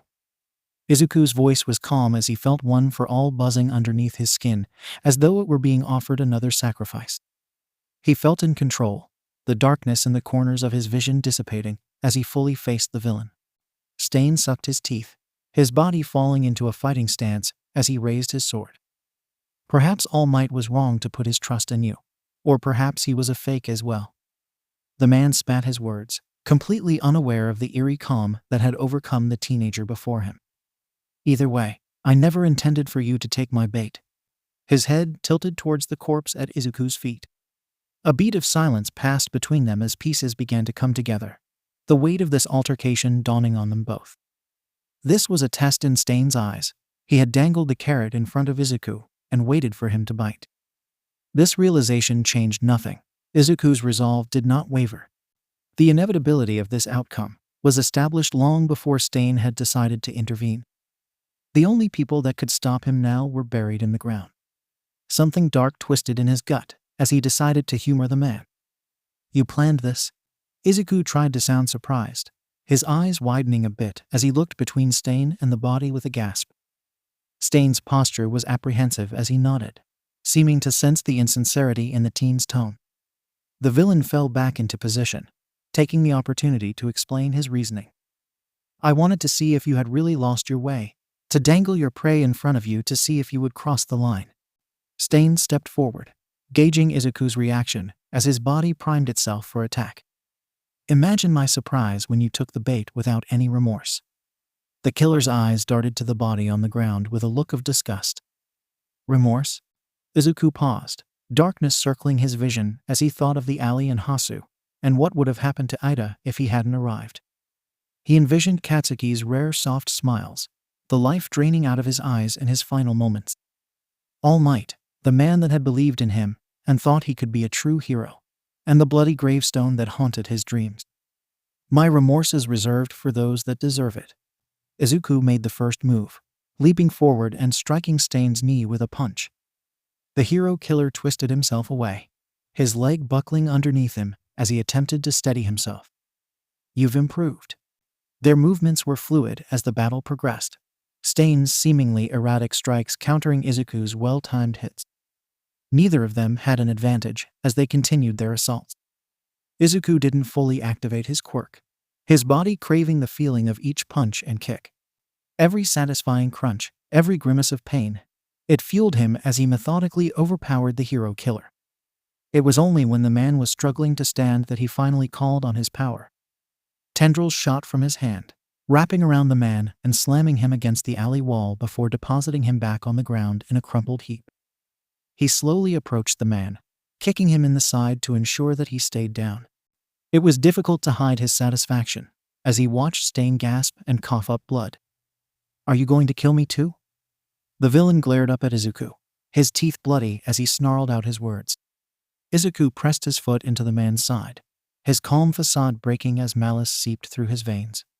"Why shouldn't I? Why do you deserve to live?" He wasn't sure if he was speaking to himself or Stain. The man spat at Izuku's shoes, his red-stained lip forming a grimace as he looked up at the teen. "Just get it over with. If this world broke even you, there truly is no hope for heroes anymore." Memories of the day he was offered one for all flooded his mind. "You can become a hero." The tendrils extended slowly from his hands, wrapping themselves around Stain's throat and tightening until he could feel the man struggling for breath. Stain was lifted off the ground, his body convulsing as he slowly suffocated from the vice-like grip of that cursed power. Izuku watched with detached pleasure as life finally drained from his eyes. His body bounced against the concrete after the tendrils released him, sending a rush of adrenaline through Izuku's veins as he stared down at the two bodies. Izuku felt numb as the gravity of what he had done began to sink in, but it was not due to regret. This is what had to be done, his new purpose pushing him forward as he made his way back to his new home. Since he could not save, he would do everything he had to in order to win. The water distorted his reflection, shifting between the child he once was and the monster he had become. Izuku stared at the shifting images as he listened to the sounds of nature. He felt numb, his mind drifting away from his body in the familiar landscape of his dreams. Something shifted in the trees behind him, his instincts on edge as he whipped around. There was nothing. He took a steadying breath as he stood to his feet and brushed himself off. His instincts told him not to get too close to the tree line, but he still stepped forward to get a better look. Shadows began dancing through the branches, shapes that he couldn't quite make out. Izuku couldn't tear his eyes away, the shadows growing thicker as a sense of dread threatened to overwhelm him. He was suddenly reminded of Hasu, facing the hero killer for the first time as his friend's life hung in the balance. Panic began blooming in his chest, his breaths growing staggered as he struggled to take his eyes off of the thick darkness above. "Boop!" He looked down in confusion as a stick fell to the ground shortly after hitting his cheek. Izuku turned to look to the side, searching for whatever had thrown it. At first he saw nothing, but his breath caught when he saw figures of light glistening further down the tree line. All panic and sorrow melted away as the beams began shining brighter, casting the shadows away. He reached out, wanting nothing more than to settle into the warm embrace of the figures. Izuku's feet began to move, his heart soaring as he thought of reaching the other side. He broke into a run, his heart racing as he allowed himself to hope for an escape from the despair behind him. His body fell forward as soon as he reached the halfway point to his destination, his legs falling out underneath him as he fell against the grass. Izuku turned to his back and searched for what tripped him, his heart dropping when he noticed a shadow wrapped around his ankle. He looked back towards the tree line and noticed a figure with its mouth open and its tongue reaching out to wrap itself around his legs. It began to pull him back towards the shadows, and he gripped desperately onto the grass beneath his hands. His shoulder felt warm, an orange light enveloping him as he felt himself being pulled in both directions. Both sides called to him, their contradictory motivations threatening to tear him in half as he fought against the shadow. Izuku woke up panting, his body covered in sweat as he came down from the strange dream. He rolled out of bed, trying to ignore the sterility of his unfamiliar surroundings. The apartment that Jiren had provided him was never warm, a constant chill always hanging in the air, no matter how much he adjusted the temperature settings. He decided to take a hot shower to distract himself from the dream still haunting his thoughts. A part of him wanted to pretend that he was surprised by the way things had turned out, but he had always known there was a rot deep inside of him. If anything, he should have never gotten comfortable with the perfect life that seemed to have been gifted to him. His selfishness was surely the cause of his current misery. How could he have ever thought he deserved such happiness? Izuku stepped out of the shower and dried himself off, wiping away the steam that accumulated on the mirror to get a good look at himself. Dark circles hung beneath his eyes, his skin pale and almost translucent. He stared at the scar on his cheek, running his fingers over the rough skin as he traced Katsuki's handprint. He changed into a pair of shorts and one of the skull shirts he had taken from the blonde's collection. There was too much going on in his head. He needed to clear his mind. He made himself a simple meal and turned on the evening news. Ever since he left Yua, his sleep schedule had turned him nocturnal, the daytime far too risky for his current lifestyle. His mind drifted to the bodies he left in the alley, and he wondered if anyone had found them yet. Izuku's questions were quickly answered when the reporter began discussing the hero killer's death.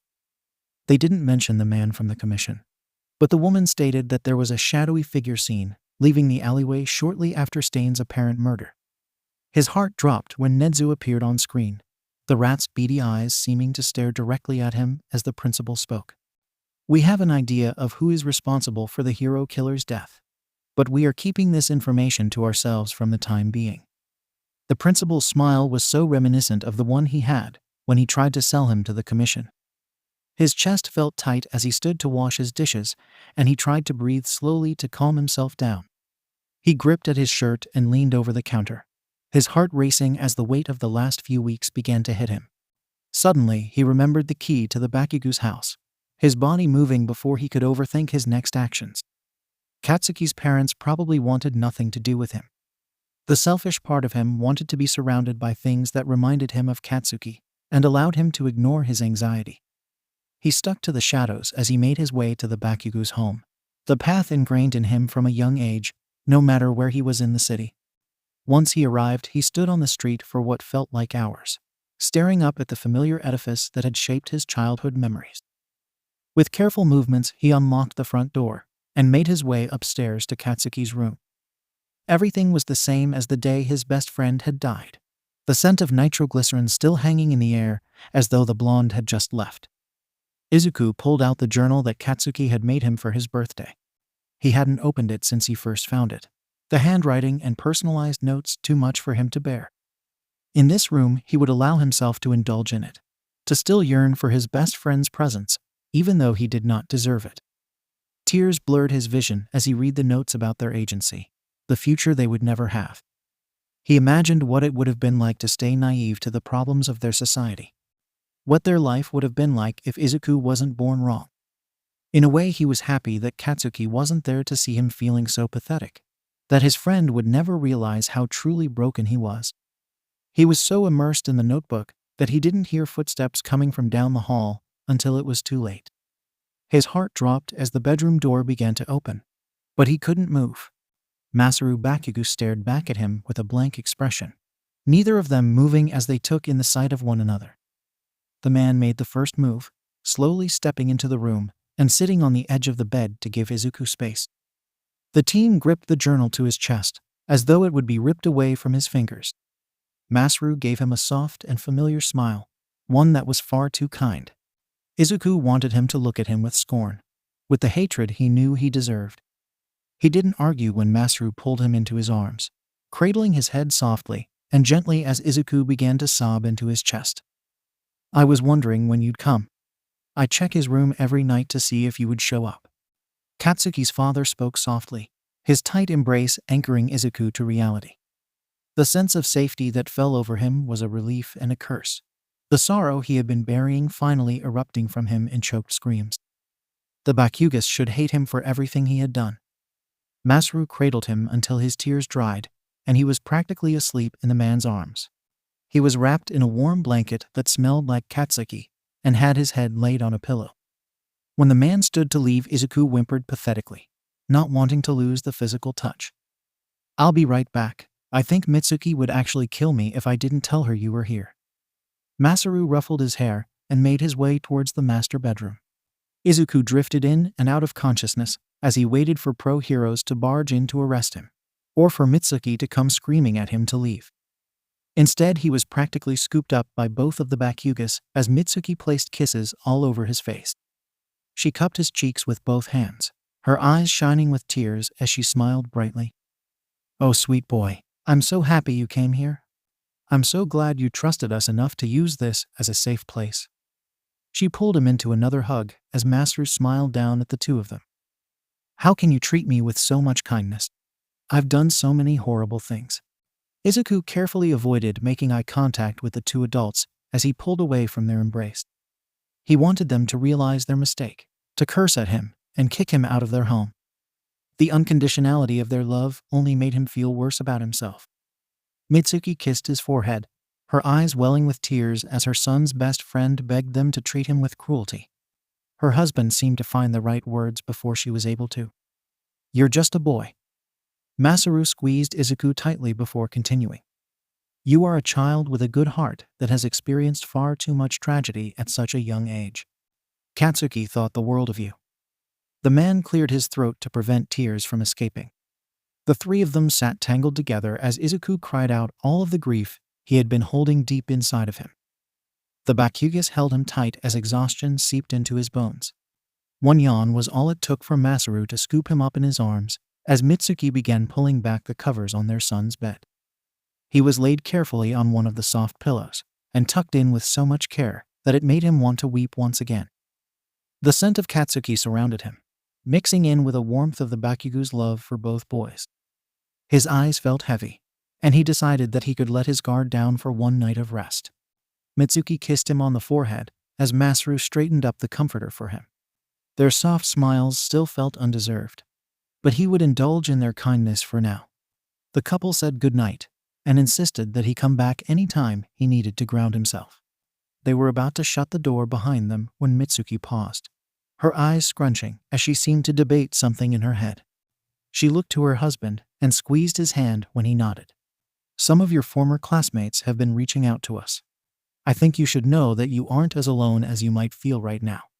She gave him a small smile before shutting the door behind her. Izuku's chest tightened, but he was far too tired to deal with the implications of her words that night. He pulled out the phone that 𝗓𝗏 had given him, scrolling through the familiar contacts he had saved. All Might and Katsuki's names were a terrible reminder of what he had done. His classmates' names were a motivation to continue his new mission. He refused to allow the Commission to make pawns of his friends, or for the League to kill more people he cared about. His hatred for the League still simmered beneath his skin, but he would deal with them when the time was right. Izuku typed out a quick text to Todoroki, leaving the message vague enough that any prying eyes wouldn't realize who had sent it. He reluctantly removed himself from the comforter and collected his things, trying his best not to make any noise. Staying here would only dull the feelings that had motivated him up to that point. Izuku wished he could let it all go, that he could live a normal life and move past this. The monster inside of him demanded its pound of flesh, and he would ensure that vengeance was met. Izuku quietly left the 𝗵𝘃𝗧𝗏's house, knowing that he could never return again if he wanted to succeed. He could never again be the boy that chased his childhood friend his entire life. That decision had been made the moment he tracked down the Commission employee, or perhaps even before that. He owed it to Katsuki and All Might to keep going and fully embrace what he had become.